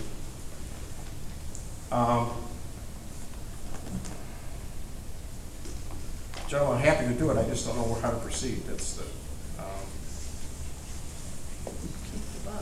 Do we have a suggestion? Well, it's easy to do because it's a 12-month deal. You've already gone through 5 months. You just don't divide. It just doesn't divide equally. It just doesn't work out that way. But it certainly would come up pretty close to your numbers, when it's for what, you from your past experience. You know, can I come? Yeah, close, but it's not going to be exact. That's the problem. And then if I have dollars that I still have to pay, I don't want to. Then we have to go back and republish and have another budget appropriation hearing and all that kind of stuff. So. And that's why we'll give a cushion for it. Well, okay, that's fine. Yeah, but here's your problem though. You are amending the budget and appropriation ordinance, so that means that you need to, whatever the budget and appropriation we adopted back in June, you're gonna take that same budget and appropriation ordinance and you're gonna now take a line item and take whatever's in there and out. Okay, whatever that is. Correct. And so you're gonna have to recalculate those numbers, so you're gonna have, you can't just say minus operation cost, you're gonna have to have some very specific information in detail, because what happens then is then you have to publish it and then have your hearing. So you have to have a document at the end of the day that has fixed numbers in it, so that when you're approving bills, you either have the money or you don't have the money. But that would be available at the hearing, those numbers. I'm going to have to provide those numbers. Well, based upon what, I don't know, but I can make my best estimate. And that's what and then, just so you're aware of that, just so you know that if this estimate comes out wrong, we may have to go back and revise it again. Okay. Well, I'm confident that Mr. Adams will provide an accurate estimate.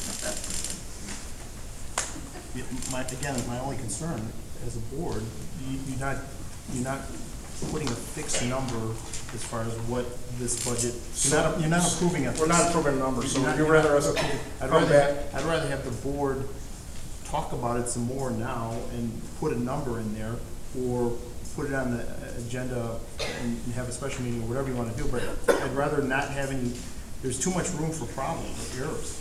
Well, So I'd we have a can- fixed put a fixed number. Why don't we discuss it in the closed session, because it does relate to other matters that are already at issue. Actually, the budget is not an item for the closed session, so I would encourage the board to talk about it in open session, whether it's today or at a special meeting, but again, I would encourage, because it's a very fixed and definitive piece, I'd hate to see the board leave it wishy-washy and then it become an issue. Gentlemen, I can come back with an estimated number, in a week, or I can come back at our next regular meeting. Nothing. By doing this tonight, it's really not gonna change anything either way. I want to vote on it tonight. The problem is we don't have a number, that's. Well, this is the language that, at the special meeting of last week on Friday, Microphone, that the attorney had please. said that this is Please what I use could the protect it. microphone. Let me see. You can't do this just like that, I can't. I need time to think about it. The board, you could designate the supervisor to, you could delegate the supervisor based on your motion. So you could add here, minus the operational cost to the senior bus program as provided by the supervisor. So if that's the case, then you're gonna leave it up to the supervisor to put that number in. You could certainly delegate it. So in other words, I just don't want the the board. next so the next sentence will be as, what did you say? Minus the operational cost to fund the senior bus program as provided by the supervisor. Well, we've already been given, You already got the numbers, guys, we already have the numbers in our packet today. Correct, but I don't know what numbers we're taking out, that's the problem, I have to come back with that. I can't just divide that equally, it isn't gonna work, so.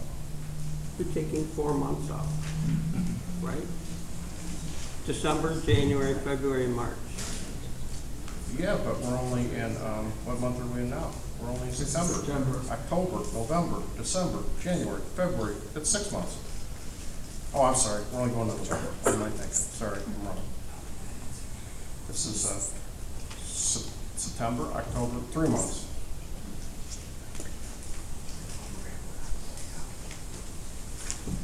So according to Mr. Valentino, you're saying I should add the words as provided by Supervisor Adams? Is that what you want me to put in there? What the board needs to do one of two things. You either need to put a number in here as far as what you're putting in for your budget so that when you publish it, you have a fixed number. Or two, you designate an individual to then provide that number, and then you're gonna have that number. My only caution on that is, what I don't wanna see happen is that a number then be generated or given to you, and you then say, that wasn't the right, that's not a number that I think is the right number. And so, I guess that's my point.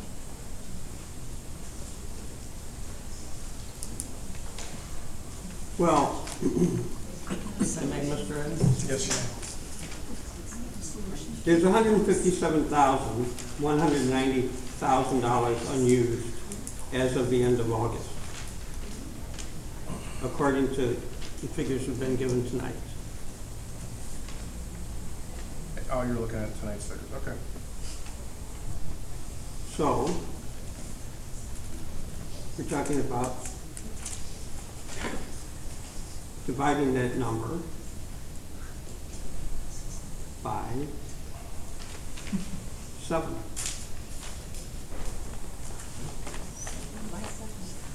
Correct, but some of these things may be paid up front, some of them may not be paid up front. I have to thoroughly look at this. That's why we'll have a cushion. Okay. But how do we know how much? Okay. So we divide the 7 figure. Okay. If I can, just based on what you're saying, if you had 157,000 that's left, that's unspent as of today, and you have 7,000, Well, 7 months left. it would be- Unspent as of August 31st. Right, so you'd have 7 months left in the remaining of the year, put you at approximately, it was around 22,000 or some odd dollars. 500.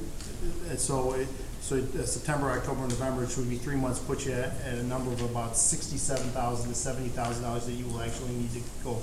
So if you put a cushion, so to speak, at $100,000, you could effectively reduce it by $57,000 and be comfortable. Guessing. Or go to 95. Okay, we can't spend it if it's not used, so I would feel more Yeah, comfortable. well, we can always come back again, so. Because we come back again, Mr. Burr, we continue to spend taxpayer money publishing, you. having more meetings. I don't want to do that. We'll do it tonight, Steve. Yeah, okay, so I we'll go with the 100,000. I can go with the 100,000, I feel good. So to your motion, Bob, We're not gonna use it as provided by supervisor. no, so you would say, your response would be, you would move to remove the senior bus program funding of 57,000.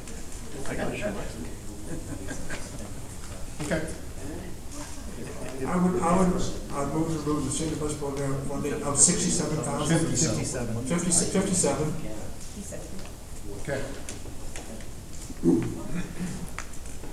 And then I would scratch the minus the operation cost, right?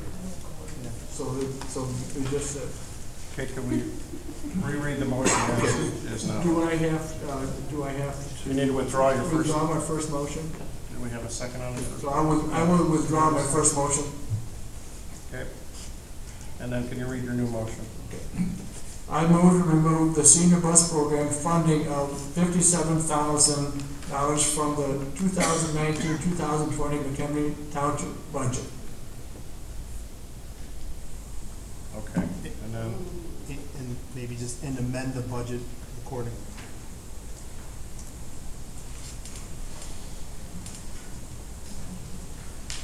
can we add that to your motion, Bob, and amend the budget accordingly? Okay. So, do I read it on with you? Can you read it one more time, please? I move to remove the senior bus program funding of $57,000 from the 2019-2020 McHenry Township budget and amend the budget accordingly. Okay.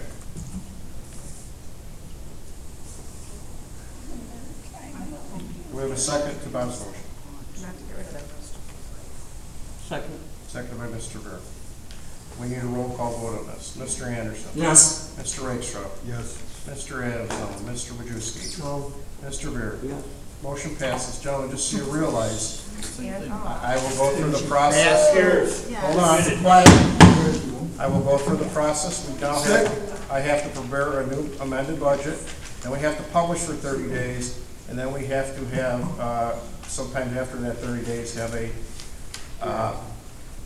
budget public hearing to approve this. How do you look at yourself Will you, in the mirror? Please, quiet in the audience, please. All right. Now, wait a minute. No. When are you going to do this? We need a time frame. I'm going to be off tomorrow Monday. I will do it first thing Tuesday. And then I have to do it, then I have to get the paper. I will get it as soon as they will publish it, but you know, it may take 2 or 3 days. I mean, I'm not gonna drag it out, Steve, if that's the question. Well, no, I just wanted to have some idea, but, okay, that's fine. Yeah. What you've said. Okay.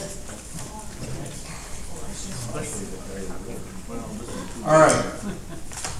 Moving on. All right. I believe you asked for this, Mr. Rear, at some point in time. Definition of unique township contracts that you might like us to post on the website. Discussion. Well, what I wanted was that there be transparency in all of the contracts the township enters into. So, I'm not talking about contracts for utilities or things like that that are recurrent amounts that are due on a monthly basis. I'm talking about, and we could put an amount on it, so, like everything over $1,000. I think that's way too low if you want to put over 5,000, you know. First of all, we don't have that many, the township itself doesn't have that many unique contracts other than the utility contracts. Well, then there shouldn't be a problem. No, you're right, it shouldn't be. But why don't we put a $5,000 limit on 1,000? Could be almost anything. Well, that's what we're getting at. What are these anything? What constitutes a contract in your mind? A purchase order for anything? No. It's not a contract. It is a contract because you're obligating yourself to pay for getting this service or good. Okay, the rest of the board, I don't agree with putting, it's gonna take up all our time putting $1,000, if you wanna make it 5,000, 10,000, I don't have a problem with that, but you know, $1,000 limit I believe is way too low. It's gonna take office and staff time, it's not necessary, in my opinion. Well, it's the taxpayer money, okay? Taxpayers can come in and look at anything. It doesn't all need to be on the website, Steve. Right, how many contracts are we talking about? Purchase orders, as you call them, and everything else, from the township? There could be hundreds of purchase orders for $50, $100, $1,000. I don't know, Steve. I don't keep track of every one every day. There's lots of those. I'm talking about big contracts like the Clark Mosquito contract, things like that. I certainly would post. I don't have a problem with that. Well, that's $60,000 a year. Correct. I would post that one. I don't have an issue with that. It's available to the public now if they want to see it. Well, but see, this whole thing available to the public, people don't even know the existence of it, so how can they ask to see it? Right now, here I'm going to go right now. This is not required by law. I'm not going to do it because you're wasting valuable township time and resources. If you want to be reasonable and give me a reasonable thing to do, I'll do it. Otherwise, I'm not doing it. It's not required by law. But the board can require it. No, you cannot. If it's not required by law, I don't have to do it. Is that true, Mr. Milito? Because I don't think it is. The documents of the township are the township documents. If the board wants to put things on the website, you can certainly do it again. However, anything, as soon as you start doing that, they become foilable documents, and it can create a bookkeeping nightmare. The other part of it is that inconsistency. And what I mean by that is sometimes if there's a lot of things that are going on, whether it's $50, $100, and things are then missed, then you'd be subject to not having put it on when you've now required yourself to do it. So I would just caution the board, whatever the threshold is, whether it's 20,000, 10,000, 1,000, whatever that number is, just be careful, whatever that threshold number is, that you do not require yourself now to do something that becomes problematic. Well, I certainly don't think it would be too much trouble to put everything over $10,000. No, that's a reasonable request, and I could go along with that. How about 5? I'll even go along with 5. That's as low as I'm going. Okay, sold. All right. What do you think, 10? All right, we have a motion, Mr. Beer. Mr. Beer, do we have a motion? Yes, a motion going forward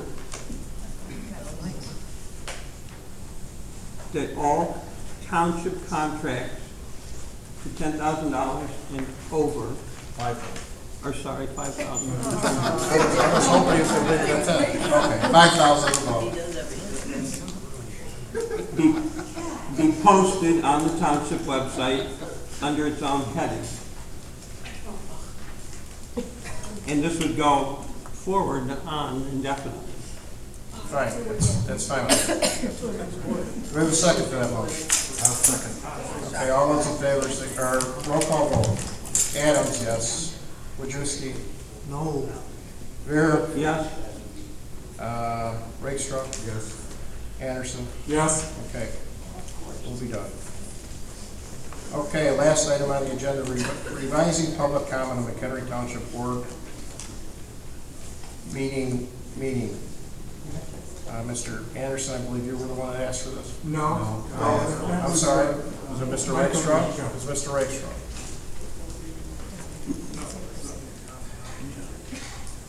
Well, I'll make a motion that we reduce the 3-minute figure to 1 minute. Well, please, At the end of the meetings. At the end of the meeting. The second public comment, that we reduce it from 3 minutes to 1 minute. Really? Do we have a second to that motion? Of course you do. Well, discussion. No, I need a second before. I'll second it. Okay, now discussion. I think it's imperative that people give their address so that we know if people are actual constituents of McHenry Township. Just saying they live in McHenry or Wonder Lake doesn't cut it, because large sections of those two municipalities lie outside the township.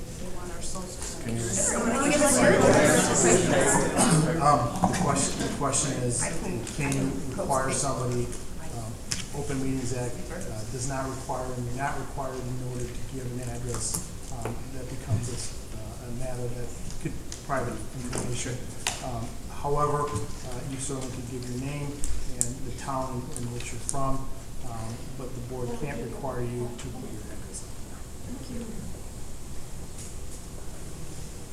Well, then why did we ask what town they live in? You could ask them. You can ask what town they live in. You could ask them, but quite honestly, if they said they don't want to tell you, they don't have to.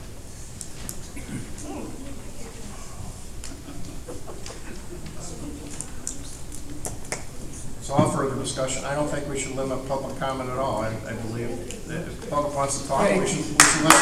One good thing.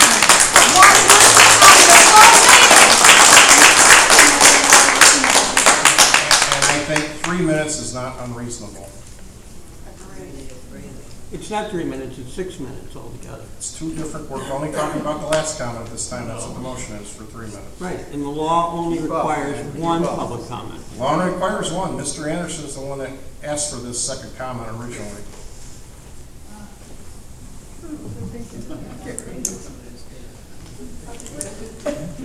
So I'd say we leave it at 3 minutes. It's in our agenda. You already asked to get rid of it. So now I'm saying I don't want to thwart public comments since we've added this to, this board added it to it didn't used to be there. This board added it to there. We did vote on this once. Yes, we did. Change the wording on it. Yes. To get it back on. Right. As far as motions, if it's the same motion, you can't be bringing the same motion up. This is a separate motion, my understanding regarding the time limit. I understand. It's not my motion No, was to actually get rid of that part. Yours You was. changed the first one at a different spot of the agenda. And on top of it, Mr. Rakestraw voted a different way than what he's asking now for a limitation. But he's making a different. Right. A different motion. It's a different motion.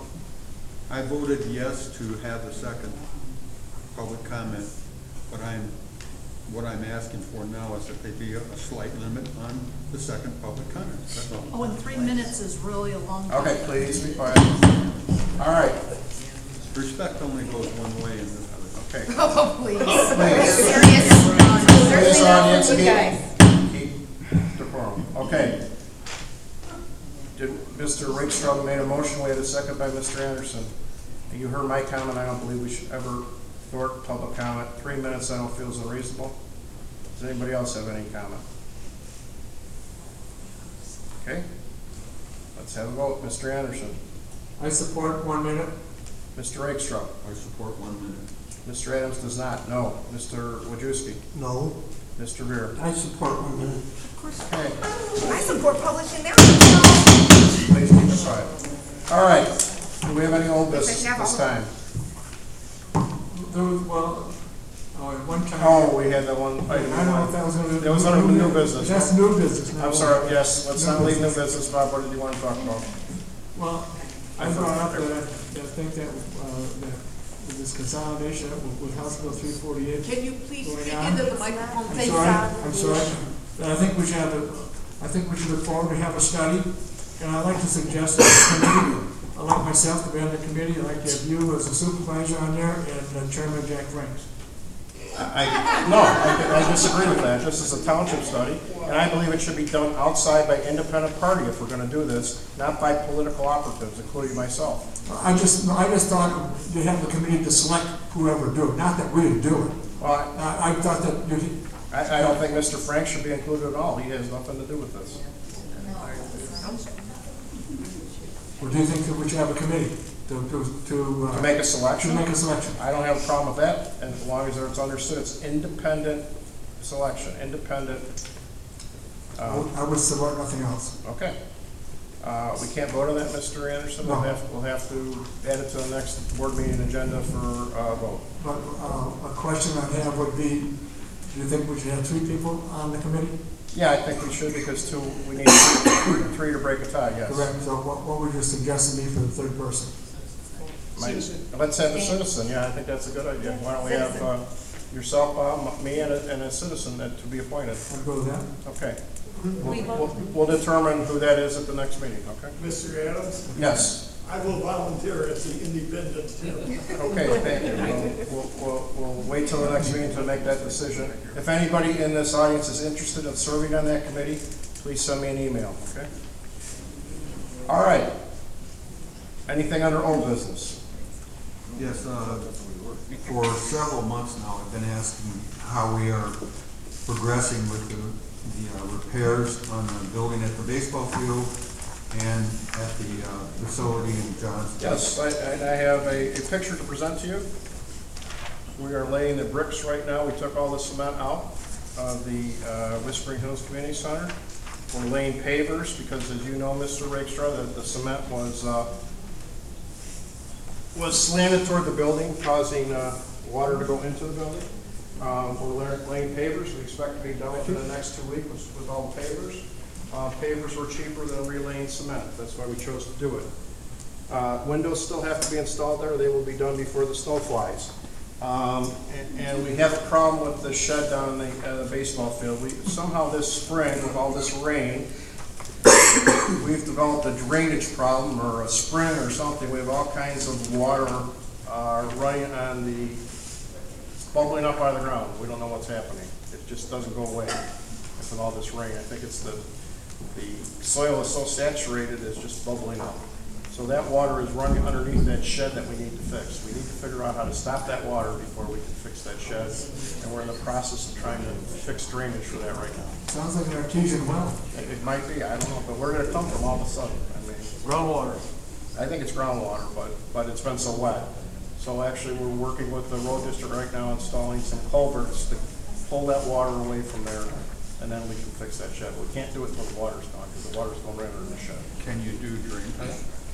Well, basically, that's what we're doing. They have a new culvert now that is not metal. It's it's some kind of plastic, and that's what we're using. PVC, that's what we're using. That won't rust. And they're also putting in some dry wells too. So we'll solve the drainage problem, then we can fix that shed.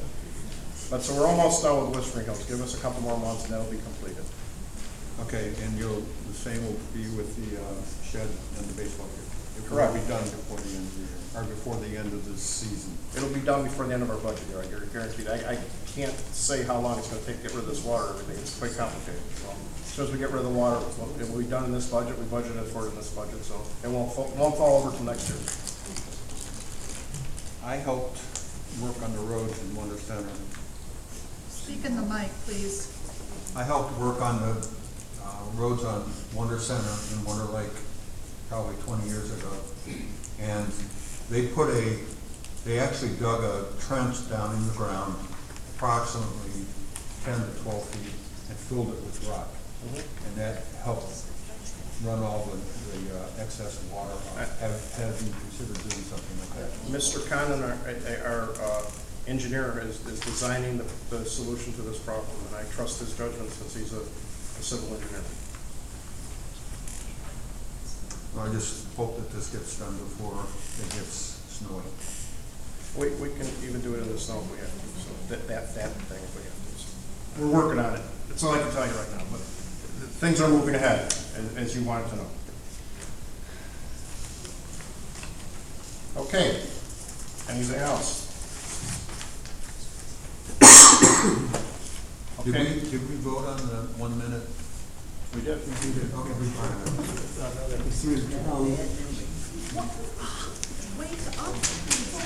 No, it does not apply for this meeting, Joe. It will be the next meeting. Okay, any proposed agenda items for next month's board meeting that we haven't discussed besides the one, Bob, we're putting on that we just But discussed? also the one, the park shelter one, remember I told you earlier, we were supposed to have, that corrected it was in the minutes, but was not on the agenda tonight. You know what, I do remember it, and I do have some costs for the park shelter, but we'll add that on. Yeah, but that should be on the agenda too. Okay, we'll add that on too. You said you were gonna do that. I did. Okay, good, okay. I will add that on. And then the one about the study. And the study and the park shelter for next meeting. Okay, got it. Thank you. Okay, anything else being heard? Okay. Yes. Yes. I would like on the next agenda, board discussion and possible action to require a gasoline metering device be used by the township. These are very cheap. Other townships have them. They do? It's merely a fingerprint and how much gas was used. I am not familiar with any fingerprint readers for gasoline, but maybe you can bring us one and show us that. Chicago Police have it. Maybe they Chicago do. Park District. Can you bring us an example, please? And Mr. Beer? But then whatever metering system you'll have. Mr. Beer, that is not under my realm, that is under the road district's realm, so I don't believe we'd have this in his pumps. Well, it is under your realm because the parks use it, the assessor's office uses it, And we pay. And the Senior Express uses it. And we pay for it according to what the road commissioner demands, so I believe it's under his foray, and you can ask him about that. What do you mean by under his foray? It's his department. I don't control his department, he does. Well, then a metering device for the gasoline that the township is actually using from the township road commissioner. It's not my pump, I don't know that I can do that. I don't know that he would disagree, but we need to talk to him about it. Can you do that? I would be happy to discuss it with him.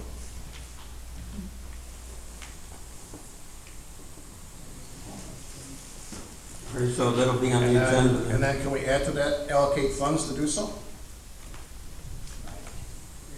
As I understand it, this is all less than $50. I don't believe they have it installed. It's gonna be less than, it costs me $100 to call anybody out here that's professional. A lot of gasoline suppliers do it for free. Okay, if it can be done for less than $50, we'll look at it. I'll talk to the road commissioner about it. I'll bring it, he should be at the next meeting, we can discuss it with him. I don't know what the hostility towards such a thing is. Because there's no reason for it, Steve. We all require our gas, every stinking gallon of it, so I don't understand the purpose. Again, we're spending township money when we don't need to, but okay. Look, we were given inaccurate figures of what the gasoline use was, Actually, okay? you were not given an accurate figure, Steve. Initially, we were. No, you weren't. I paid $12,500 last year for gasoline to the road district. That was my contract with them. That's what I paid him. Then you wanted further clarification of what went into each vehicle. We didn't have, I mean, we kept track of it, but that's not how we paid for it. We had that information, then we gave it to you. And if you'd like to see our audit, which will be here at the next meeting, it will show I paid $12,500 for gasoline last year. Yeah, but for how much gasoline? That's the question. And that isn't a forensic audit at all. Would you like to suggest a forensic audit, Mr. Beer? That'll cost $50,000, $60,000. That'd be fine with me because they won't find a thing wrong. They can be done a lot cheaper than that. Oh, yeah, okay. Let's waste some more township money. Okay, let's move on. Anything else? Okay, supervisor's reports in the packet. Nothing out of the ordinary report. Moving on, assessor's report.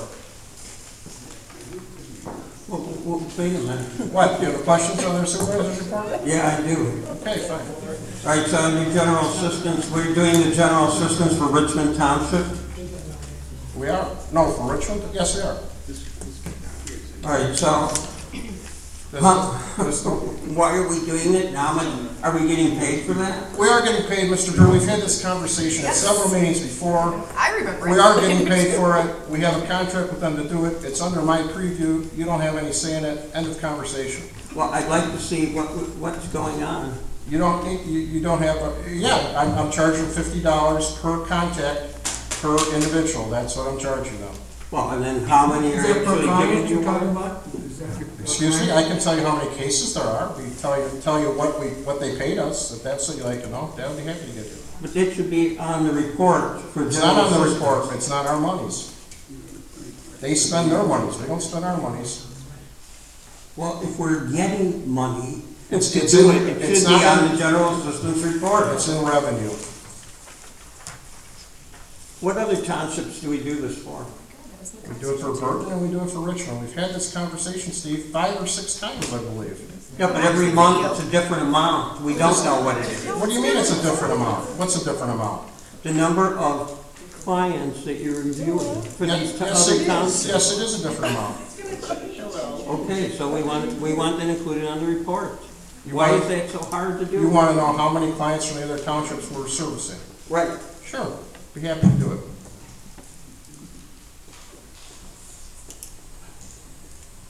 Where did they find these guys? Anything else?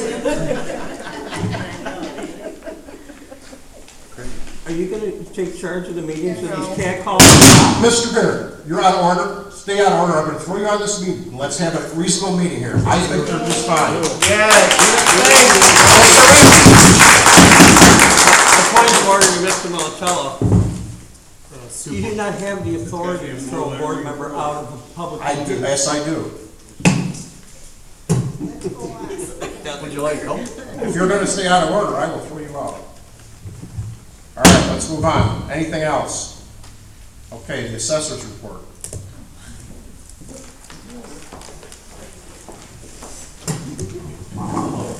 Good evening. Okay. Some things have changed since I turned in my report, but we've been waiting for word from the county as to when the 2019 assessment notices will be published. They've told us that they will be published next Wednesday, the 25th.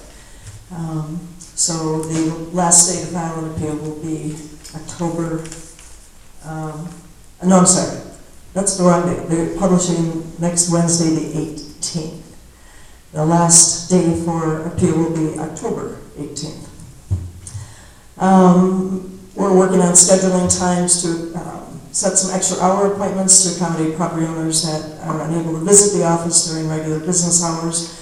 These will be evening and weekend appointments, and they will be, all that information will be available on the website as soon as we set those dates. We'll also put it in the Herald and out here on the marquee.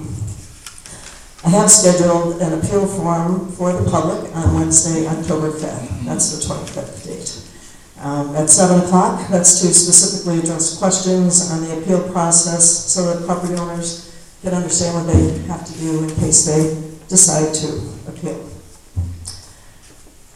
I have met with several homeowner associations. I met with one on August 26th to address their concerns, and there are about 60 homeowners that were here. I do this many times. I offer it to homeowners associations so that we can talk to a large group at one time and answer their questions. The Valley High rebate is over. That process, many residents learned a lot about their exemption process and received exemptions they did not know they were entitled to. So this did help us in updating our records, and we were able to verify a lot of information in the process. I did hold a couple other seminars this past month. I held one for the local Realtor Association to help bring them into the process of understanding what the assessor does and the tax process so that they can help with their buyers and sellers. As a realtor myself, I find that very important to work together with them. I also held a forum for elected officials from the local taxing bodies, and that was on August 28th. And that was to explain the assessor's role in the tax system. And that's really what I want to expand on a little bit tonight. I hold several forums every year, but I decided to add this one specifically to invite members of the local taxing boards, the people that determine the amount of money needed to provide the services, otherwise known as property taxes. I wanted to help them understand the role the assessor plays in the system. I wanted this to be prior to the assessments coming out so they could more knowledgeably address taxpayers' concerns regarding assessments and appeal process. If these people, our elected officials, don't understand, then how can the average taxpayer? I believe that all elected officials should work together to properly educate the public on the process.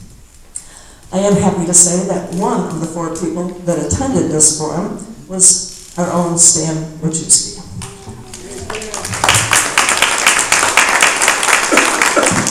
He said he found it beneficial, and I thank him for taking the time to attend. I have often invited the trustees to spend time in my office to see what we do every day, to talk to me about the detail involved in my job, but none of them have done that. Then the week after the forum, a letter to the editor appeared in the Herald, submitted by Mr. Bob Anderson, one of our trustees. By what he wrote, it is clear to me that he does not understand the tax process or the assessor's role in it. This is surprising, as he is a member of 2 taxing bodies. He's on the Harrison School District 36 School Board, and obviously right here is a township trustee. In his letter, Mr. Anderson warns that the Mchenry assessor, who would be me, has the opportunity to, and I quote, stick it to you. I want to be very clear. This is not only false, it's a total misrepresentation of the system, one that someone involved in determining the levy should understand. The fact that any taxing body official would purposely misrepresent this and try to create confusion is just further evidence that Mr. Anderson has no desire to help his constituents, but would rather spread false information and place blame on everyone but himself. A point of order, Mr. For those of you who don't know, this is an assessor report. Point of order. The assessor speaking.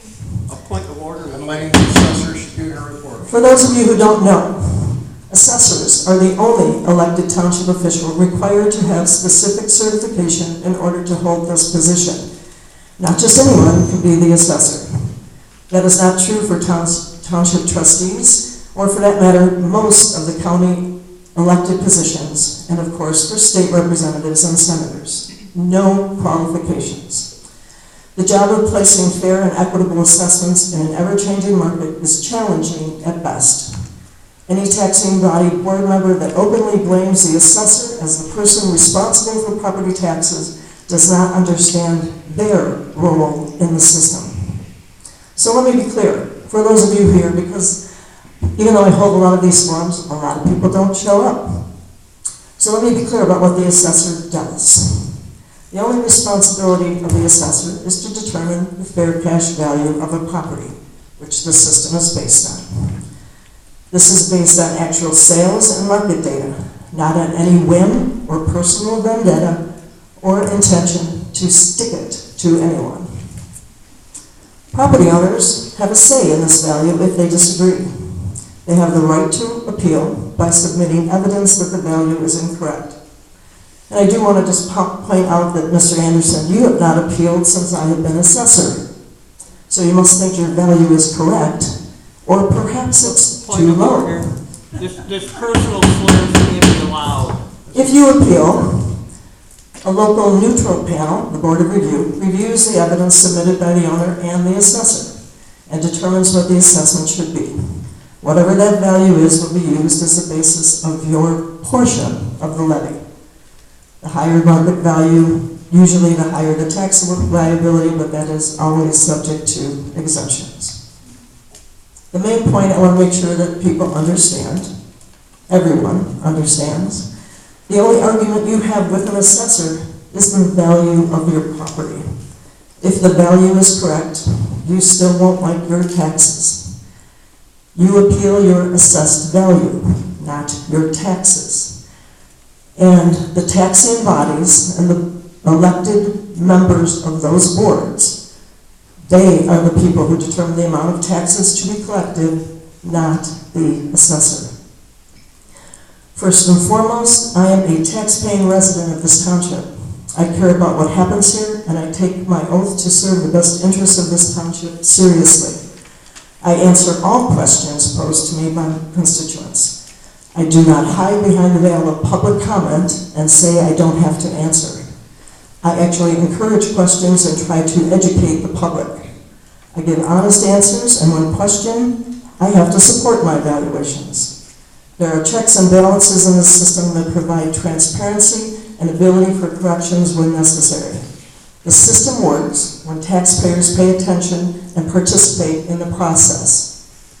My door is always open. I encourage anyone that has questions or concerns to attend the public forum to be held here on Wednesday, September 25th at 7 o'clock, or to call and make an appointment with me at any time.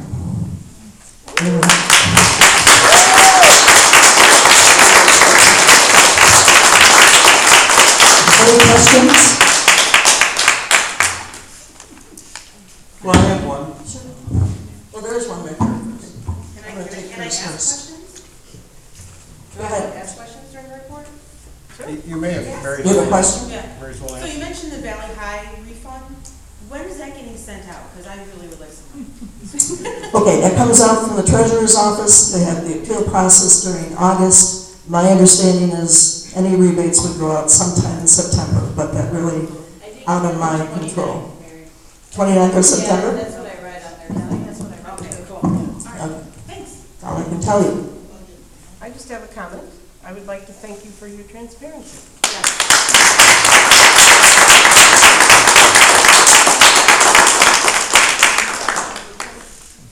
I'd also like to thank you for showing up at many of these special meetings when you don't have to be, and showing leadership and respect for the people who you serve. You're here.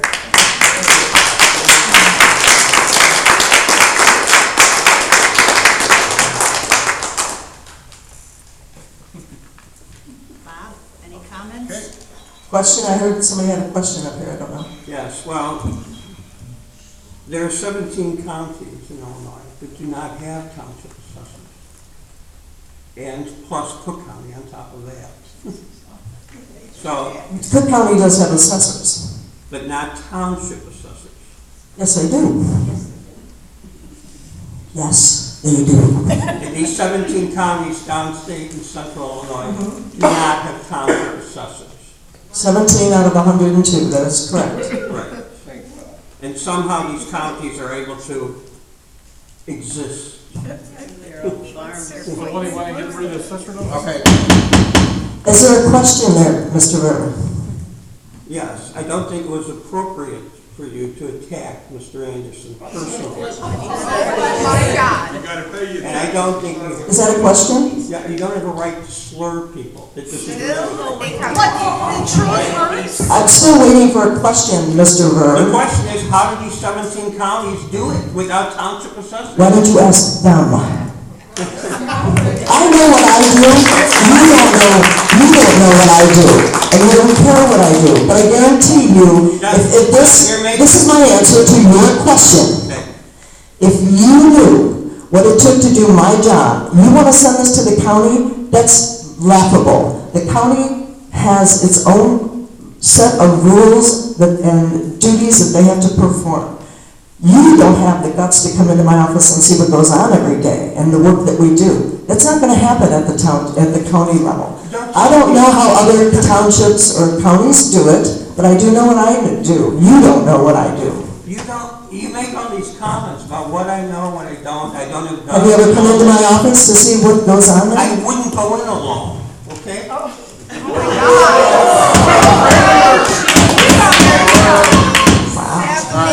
Mary, thank It's a dangerous place. People come in all day long. It is dangerous for the taxpayers.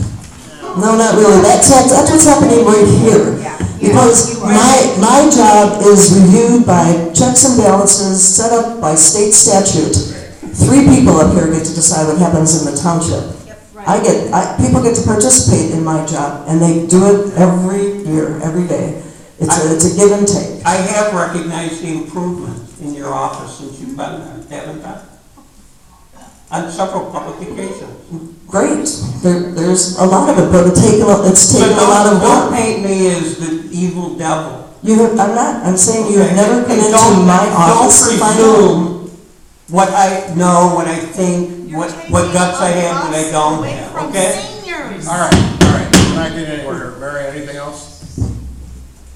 So, you made the comment was made that there are 17 townships that don't have assessors, and how many that do? 17 counties out of 102. Out of 102. So clearly, the 102 feel that there's a value to assessors.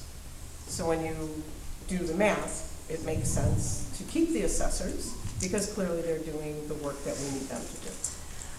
Sure, and I don't know I don't know about the number of parcels, I don't know how many townships in those counties, I don't know that information, it hasn't been provided to me. I have enough to do to take care of one township, the second largest township in McHenry County. And I don't know, I know it works, and I know that it's a fair system. It's the only one we have, and it works when people work together. And we don't see any other government offices holding these open forums that you're holding and allowing us to come and ask questions freely. So I think there's great value in what you do. Thank you. Mary? I would make, I don't have facts to back this up, as we've heard that phrase before. But it would seem logical to me, if one is in a county, has a very sparse population, regardless of the number of townships that you have, if you've only got a couple thousand people in the township, it would not be practical for the township to be able to afford an assessor, a professional assessor for that township. So in such a county, it would make sense for it to be done at the county level. In a much more densely populated area such as we have here, it makes a lot more sense to be done at the township level. So I suspect that's the rationale behind some counties not having township assessors. Right, I would agree, it would make sense to compare similar sized counties to similar sized counties. I don't know what the ones that don't use the system, what they consist of. So just throwing it out there, that there are 17 counties that don't have township assessors with no supporting information is more disinformation than information. My comment. Thank you.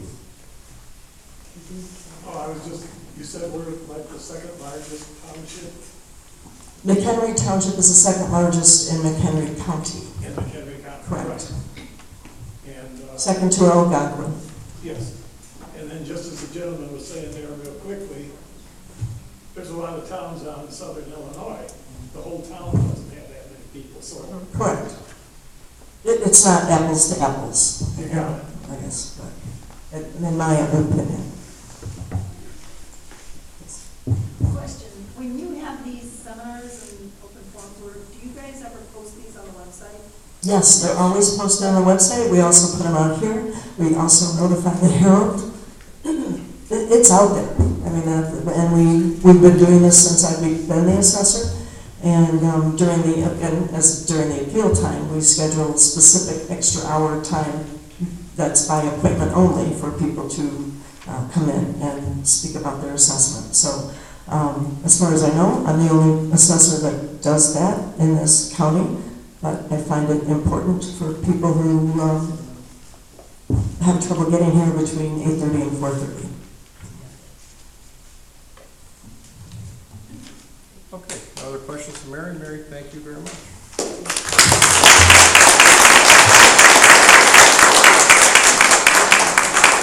Highway Commissioner had another meeting tonight somewhere.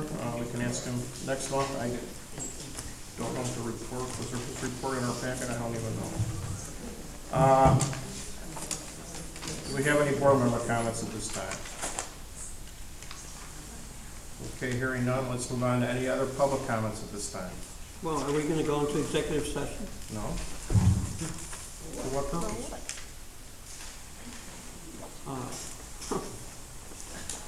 We don't need to. Public comments. I would like to know what's going on in certain litigation matters. There's nothing pressing at this time, Steve. We could wait till next month, but if you insist upon going in, we can. Yeah. Anybody else feel the need to go to executive session I tonight? just soon not. I would soon not myself. Mr. Anderson? As a supervisor, I can tell you there's nothing pressing at this moment that can't wait till next month. Well, that's your opinion. Mr. Donatello, could you? Okay, some things have happened that need to be addressed. Well, there was a pending matter that was case 18-5. I'm not talking about that. What are you talking about, Mr. Durr? An official inquiry. Oh, okay. It's pending at this point, there's nothing happening. It's my understanding that it's an investigation and the township is doing the research on it. And my understanding that additional follow-up questions were received by the township and there's approximately 30 days for them to work on a response. I haven't seen anything yet, but it's my understanding that the township's doing the due diligence on it. Is the board going to have any input in it? I would assume once that information is collected, the board would be advised of it as well as myself and have an opportunity to review it. So I would anticipate that at the next meeting, that information would be presented. I have not seen it yet, but I would think that it would be available at that time. It will be, it's quite extensive, it's gonna take us probably almost till the next meeting to get it together. Well, I'm kind of surprised that a copy of it hadn't been turned over to the township attorney. It has been turned over to the township attorney. I just received a copy of it, and it was just a letter, and I haven't done anything on it, but I did receive a letter. Okay, so I don't think there's a need for executive session. So withdraw. So you withdraw it? Based on what was said. Okay, let's move on. Any public comment then? Mr. Calder. Can I? Oh, wait one second. The letter that I did receive, though, I am going to circulate it to all the trustees so that you can see the letter that was received and what the information the townships are concerned. Thank you.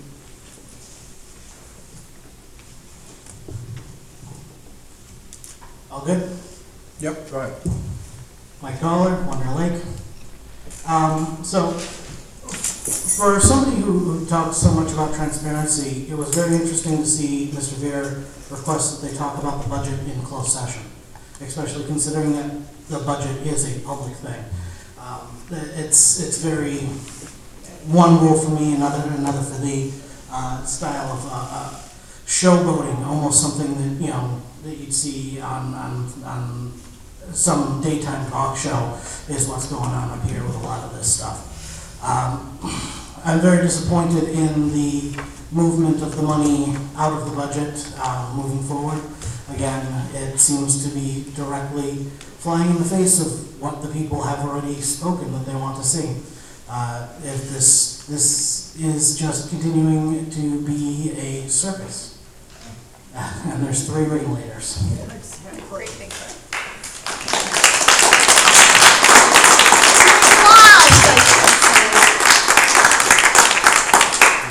Ma'am?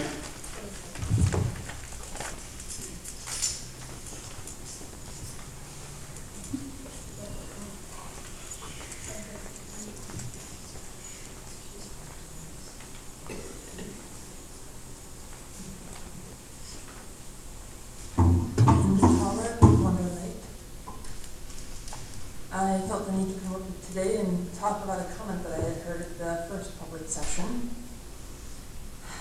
I want to say that I wish I had known you all before meeting you as members of this board. Maybe I'd be able to see you in a different light. But you can only know someone by what they show you. And all I've seen in the past handful of meetings are people who don't seem to understand what position they hold.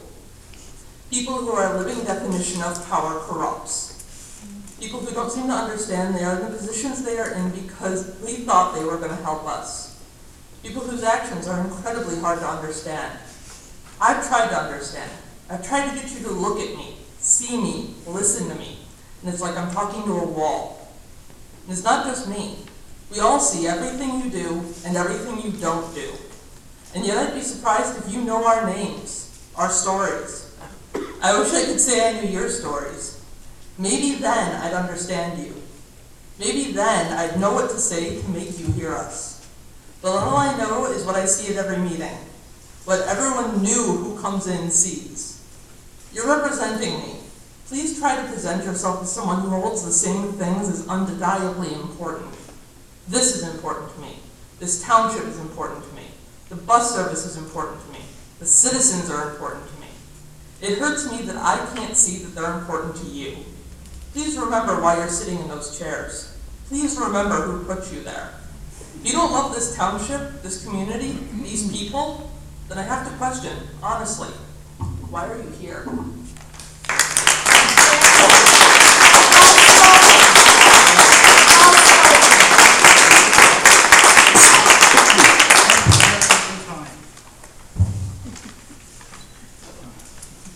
Rouse, is that right? Yes.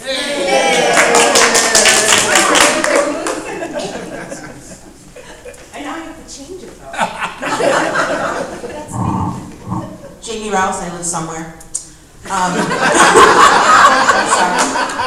So, I know earlier tonight we talked about the comments about respecting everybody and stuff like that. So I'm going to actually try to look at you guys. I haven't the last couple of times because it usually doesn't mean anything. But I do respect your positions, and I'm trying to be with as much decorum as possible. So per the Mchenry Township website, the Mchenry Township Board of Trustees is comprised of dedicated township residents who work to improve the quality of life in their community. If you are not currently doing this, please resign your position. If you don't know if you're fulfilling this promise, then please resign. And I know you know who I'm talking to. I also wanted to point out some things from this meeting. Just as I sit here, I know it's on video and in the minutes and everything, that the way that this board presents itself is an embarrassment to civics classes in high schools. The board packet is available 48 hours before the meeting. I know some of the trustees up here said that they have never seen the minutes. I saw them this morning when I read before I came here today. In addition, any of the meeting minutes issues should really be addressed before you come here in front of your constituents and on video and act like children and argue with them, okay? Seriously, can we please take your responsibilities a little bit more seriously, put a little bit of effort into it.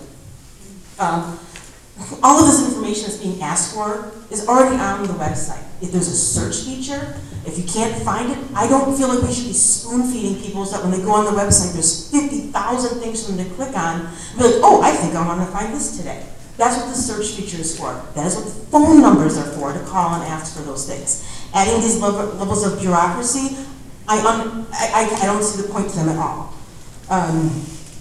And I hear some of you ask questions about the property and if it's being fixed and what the status is of things like that. It sounds like you honestly want things to get better in the township, but then you vote for things that make it worse. So I don't understand where that's kind of coming from. You know, kind of pick your path and go with it. You know, improve with us or leave us is kind of what I'm getting at.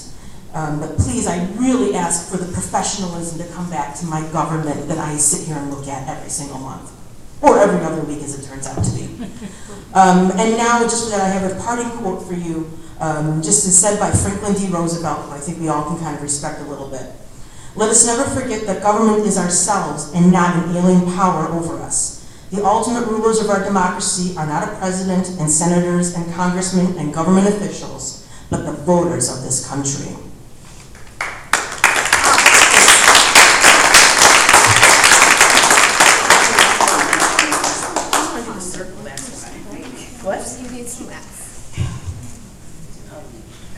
Anybody wants to speak, why don't you line up so we can make this quicker?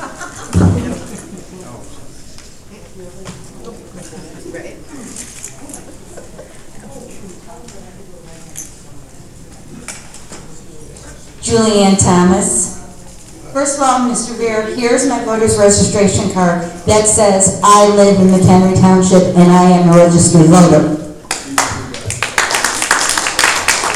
Next, I would like to know why Mike is asking about the parks and stuff when you want to dissolve the township and the parks. Not true.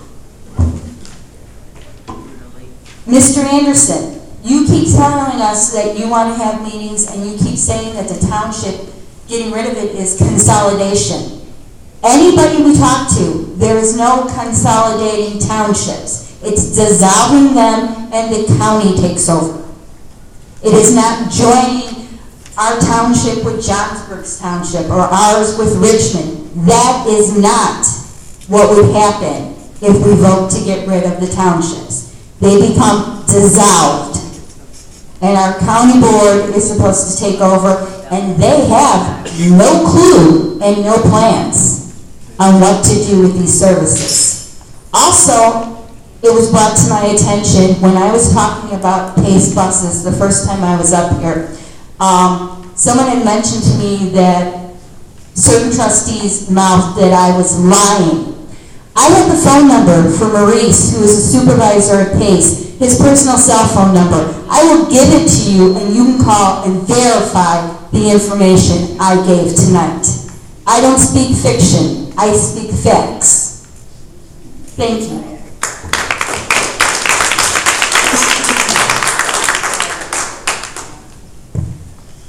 Eddie Boyd, Mchenry. This is my first township meeting. I've been to a lot of meetings, different city councils, the county board for the last 15 years. This is an interesting meeting.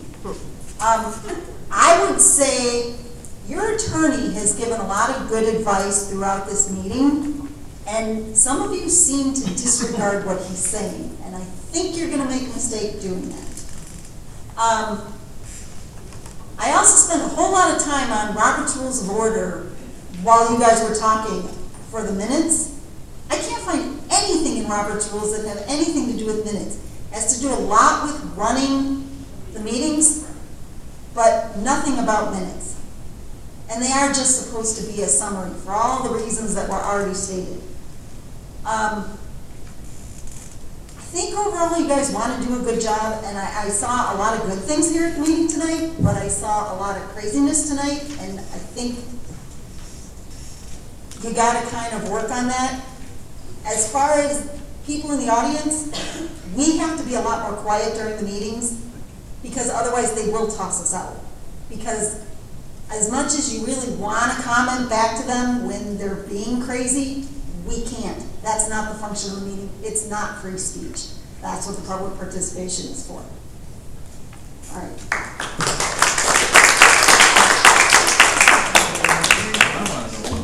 Cindy Jacob, I live in Johnsburg. I want to question again, as others have this evening. I'm very confused on, some of you want to abolish the township, some of you don't. This building in a park or whatever you guys are talking about is confusing to me. Why would you spend taxpayers' money to fix a building that you really don't want to continue to maintain in the long run? I don't, that doesn't make sense to me. Maybe I'm missing something. You know, I'm not a extremely high educated person, but it's common sense. Why would you spend our money? You know, and as far as limiting the time that people are able to speak, it's kind of useless, because you guys can sit up here and bicker about adding comments to minutes and stuff like that when the taxpayers, which you are also, are paying for this attorney to be here, and we're spending thousands of dollars for every single meeting that you're holding. You're spending the budget. To move that money around is absolutely ridiculous. That's not your money. That's the township's money. And that money was there for a reason, which you all voted to put there. Why are we moving it? The program has not ended, and until it's ended, the money should stay and remain to what it was committed to begin with. You voted that. So I'd like to ask that question so that someone can explain to me in layman's terms what the purpose of moving those funds are. Because I don't get it. You guys put that money there in your budget, approved the budget to begin with, It makes no sense. I'm so confused with what goes on here. I've been to almost every single meeting, and I hate to say it, but it's a shit show.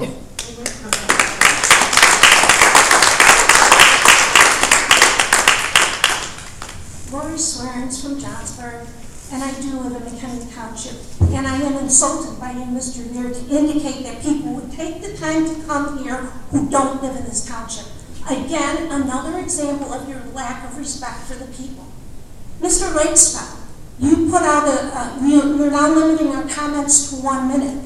Guess what? You're opening yourself up to an investigation from Lisa Madigan's office or from the Attorney General's office, because by law, you have to give people time to talk. And this will end up in court. You know it will. And we will pay lawyers' fees. So you tax-fighting gentlemen are wasting more money. Mr. Veer, your lack of professionalism today was abhorrent. You don't understand how the township works, and you refuse to learn. You brought up things. I have been in municipal accounting for over 20 years. And the things you asked for tonight are available in an office on a phone call, and yet you refuse to make that phone call. That's unprofessional, and you're not serving the people. And your two buddies who always vote with you are not serving the people by being lackeys to you. Like I said earlier, you guys need to learn to work together. Just because there's 3 of you doesn't mean you get to have your way. You know you're not representing the people around here, and that is wrong. And I think you should be censured for what you said to Mrs. Mahadi, because you didn't say anything to Mr. Anderson, who attacked her. Why is it okay for him to put in the paper outright lies like he did about the cost of the bus program, like what he said about Mrs. Mahadi, and you don't bring him up, yet you attack her for stating the fact that what he said was wrong? I mean, this is ridiculous. You are unprofessional.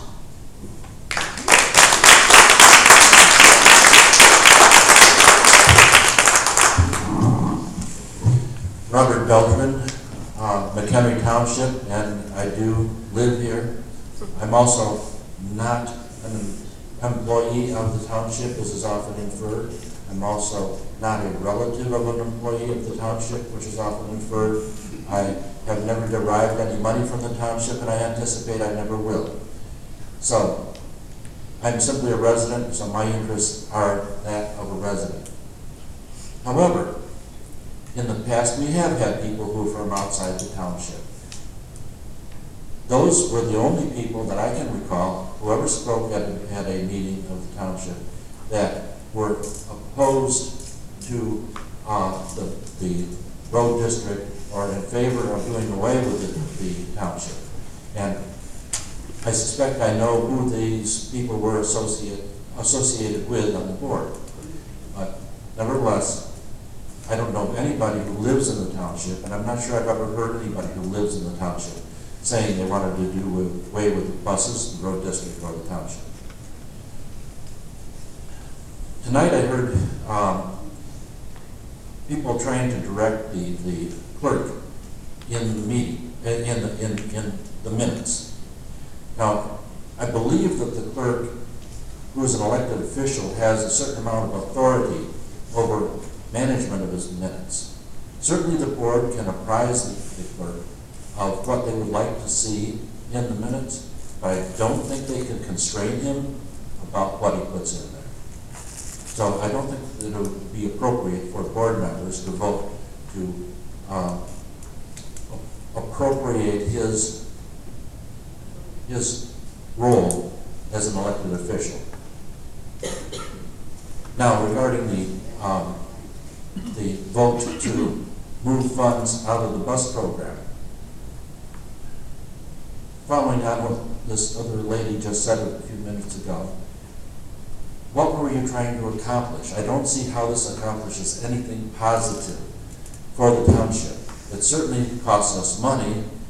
It means more meetings. It means posting things in the paper for public notice.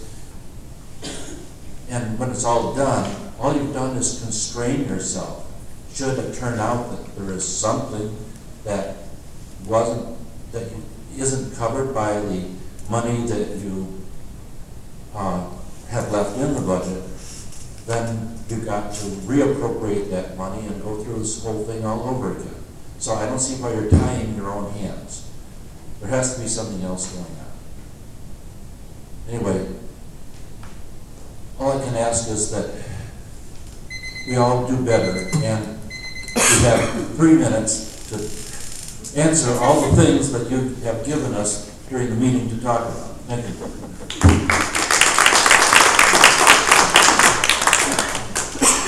Good evening, Dave Trost, resident of Mchenry Township, precinct 2 in the city of McHenry.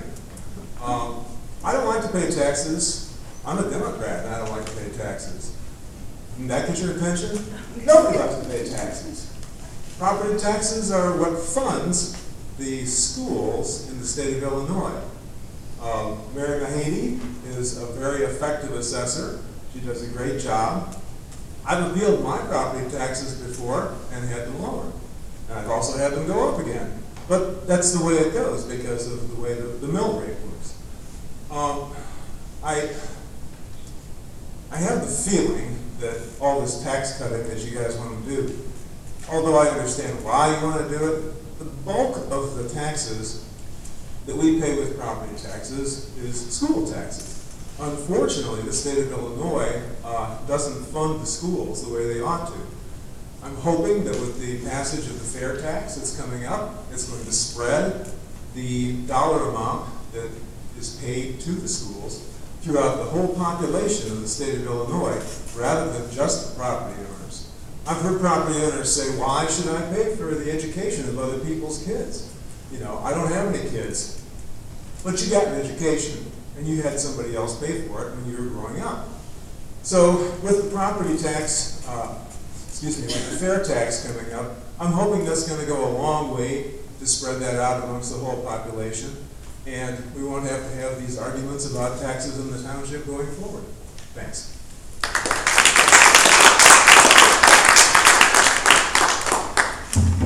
My name is John Sarth, precinct Mchenry 15, which is out by the drive-in, if you want to be really specific. And I just want to start off by saying that being down from downstate, and the comments that were made about downstate, I can pretty much guarantee you that the livestock outnumber the people that live downstate.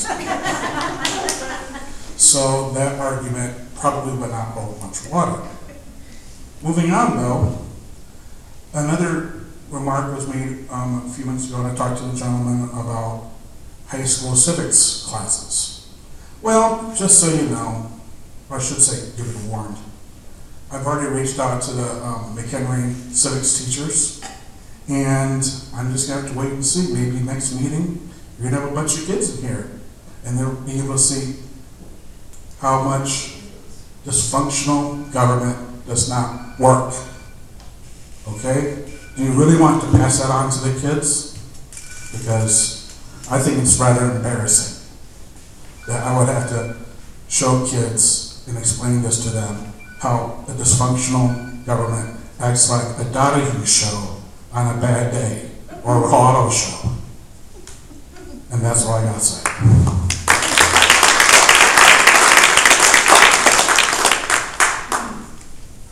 Good evening, Terry Capel, McHenry. Listening to the discussion tonight, particularly on the, trying to consider what the final cost of the bus will be through November, and the lack of foresight by the 3 members of the trustee board in actually knowing what the cost of any program is, prompted me to think, I want to mention how little thought went into this decision.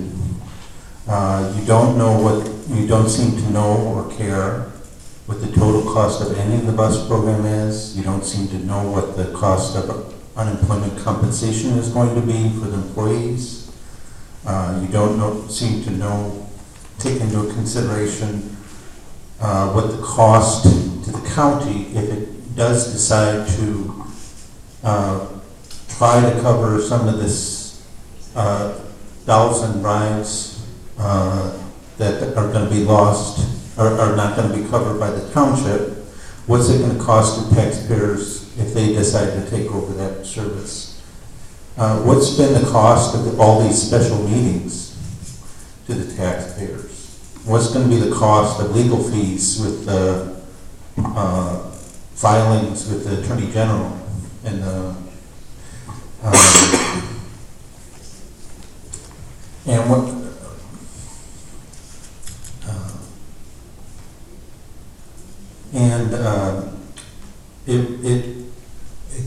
the lack of foresight in researching what the cost is going to be, what the impact is going to be, reminds me of a comment by Mr. Veer at the June 18th meeting, where the decision to eliminate the bus service was made. He was reminded that the three of you will probably be thrown out of office for this decision. Steve Veer said, "I don't care." And the fact is, it doesn't seem that either of the three of you care about all these people who have been showing up to these meetings when they'd rather do something else, talking about how the hardship is going to affect them or people they love, people they care about. And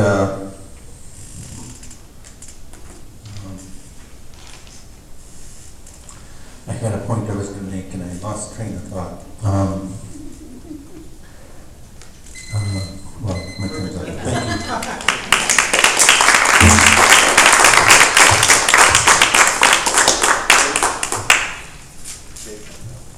you. Rena Sandal Adams from Ringwood. I lived in Johnsburg and Ringwood my entire life. And I'm thankful for that because I grew up in a retirement community on the river. I grew up with mostly seniors at the time. I could go to any house, anywhere on the street within a mile away and go and have welcoming neighbors. Mchenry's still like that. I have only heard in these meetings one person make comments like this. One person that brings in a lot of politics and a lot of verbal abuse. That's not Mchenry I know. That's not the Mchenry I grew up in. And I was an election judge here for a long time. I know you, and I know a lot of you. You know me. I knew Pearl.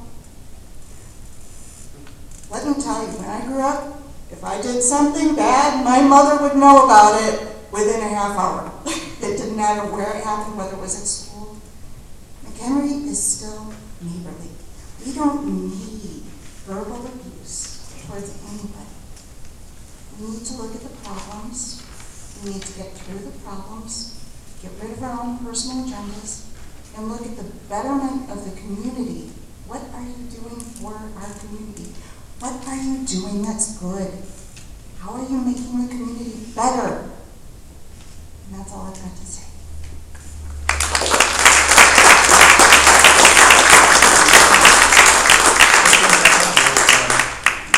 All right. Everybody done? All right. I move for a motion for adjournment. I'll make that motion. Second. Second. All those in favor, signify by saying aye. Aye. Any opposition? No. Meeting adjourned.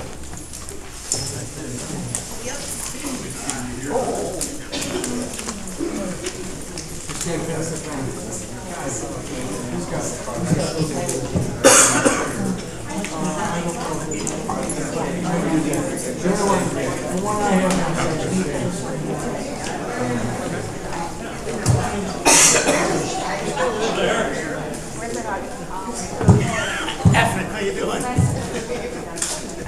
Evan is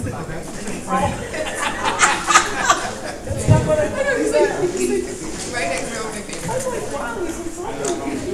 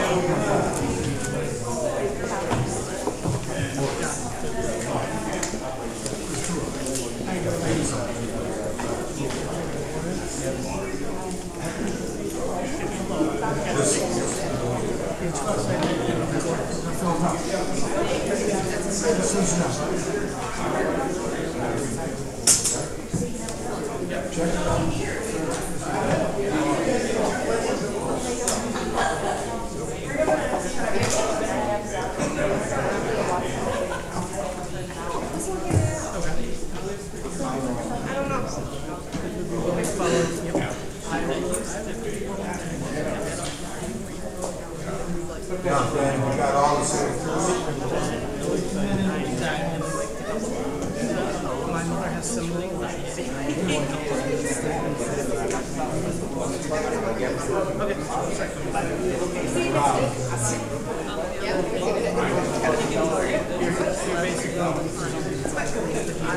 What? What's wrong? Yeah, I know. Right.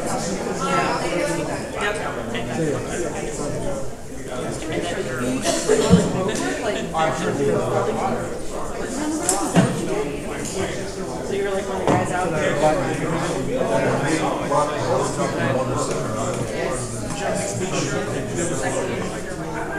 I think what you're talking about is a French brain. I think I might have heard that.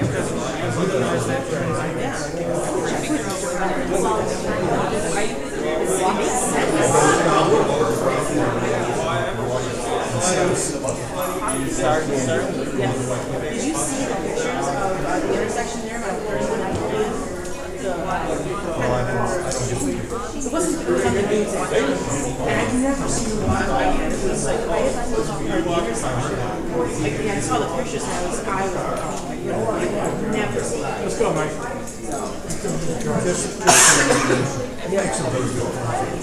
Thank you. I try, I try to keep it. And you don't, I just wish it wouldn't be so. You know, there's, I try you know, not to. there's seniors getting taxed out of their homes, right? There's what? Seniors getting taxed out of their homes. He's already managed. Okay, what about them? I'd like to try to figure out some way to figure it out without when people left alone. The township isn't the cause of that taxing out of the home. Take this out the car for you. This is mine. Township doesn't do that, Steve. Schools. Hey, leave my schools alone. I need schools. Yeah, I don't want those to roll Steve. Yeah. Besides, that's my paycheck. Did you? Okay. I read, or I saw on one of my things that there's a firm in Ireland. I think they paid out like billions of dollars in dividends and zero tax money in Ireland. Or I think that's the problem. I couldn't believe that. But then your mother loves her dividends, though, John, doesn't she? That's the problem. Yeah. Next thing I want to see is ads keeping them for being on border. I'd love to see that. Honestly, though, because I'm all about decorum and stuff like that. Well, it's the last thing he wants to do, but I still Because, you know, he's got to keep it fair between everybody. So, I love consistency. I hate liars and hypocrites. I love consistency. Yeah. When you're playing for us, how's that going to be these guys? Yep, very good point. You did get, yeah, he said he was going to help you out. Well, I understand where Steve is from, but he's the lesser of two evils. That's fine, because anything happens to you, sort of protection out against it. What do you think is going to happen? Yeah. Oh, you've got some real winners. Hey, Dan, how much did that chair cost the township? I think they already had it. Look, it's Mrs. Marks. What's up, Neil? You should just put under board comments there. Said something stupid that made no sense. Under various comments, said something stupid that made no sense. I already posted the picture of him arguing with that. He should have. I keep telling Craig, he's got to step up and throw him. There was 2 or 3 times. Well, the cops are no, you give more. You'd be like, is it inappropriate for you to be attacking other people on this board? But he needs to hold it for everyone. He needs to hold it for everyone. Yeah, and then when we talk back at him, he just takes off. Exactly. It's okay for him to do it, but anything that He accused Mary's people of harassing his wife. You know what they did? They said, "Are you the mother?" She said, "No." That was it. The whole But the gas isn't he thinks they're stealing gas. that's ridiculous. But then he came to harass our bus driver. She was waiting to pick up somebody. She had nobody on the bus. She was sitting there waiting at the church. He comes up, "You're in violation." I want to see that old daughter. She was so shaken up and shaky. There was no violation. I drove a school bus. When you have one student on the bus, you're not allowed to get off. It doesn't apply to our buses. They don't go, they're similar to not the same. You know. And even if it was, she had nobody on the bus. She was doing nothing. But that's okay for him to do that. Oh, yeah. It's okay for him to tell Craig he's a liar. You know, And he has no and tell me I pull these things out of the air. The men that he do all kinds of busy work to keep him out of my way. Yes. I am counting the busy work that he's doing right now. It's completely unnecessary. It's like, oh, I want it on a website. Where do I find it? It's called a search feature. Google. He wants everything on the website on the front page so that nobody can actually find anything. 3 clicks. That's exactly what it was. Yeah. Because I was looking for something else. But if you consider it, for your husband's name. Yeah, I should do that. I should go for say Jamie Sark, but that would really throw him off, right? That's what I found out he's pronouncing your name correctly. That'd be so funny.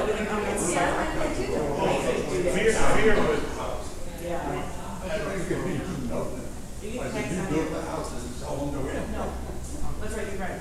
Wait, Brad is did you take senators? We'll do your role. But part of my rent, he tells me he puts a portion of my rent in his savings account for his taxes. So yes, I'm paying his property taxes. Did you know that our state senator doesn't pay any property tax on his property? Because it's ex-military, so he gets a exhaustion or whatever. He doesn't make a freaking dime on it. He likes them. I mean, a lot of people are working. He's Republican, by the way. He's got some knowledge. Just gonna scroll down. Something else for him.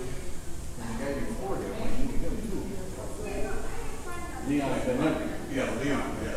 His dad owned Solon Construction, which I knew back 40, 50 years ago. It was over in West Street Road. And South Solon and not South Solon. West Solon was the latest road. But that's what he worked in the business with his dad and stuff. He don't have any degree, but he worked on it. Equipment, did roads and stuff. I think the only time I ever said something about the road guys, they had a guy cutting the grass around the stop signs. Right? Then there was 2 guys came, and they're out in front of the house. I said, "What are you doing?" "Well, we're telling the township where all the stop signs are." I said, "This guy's cutting around every one of them. Oh, they got to pay you." You know, some of the dumb stuff. All right, guy, have a good day. Yeah.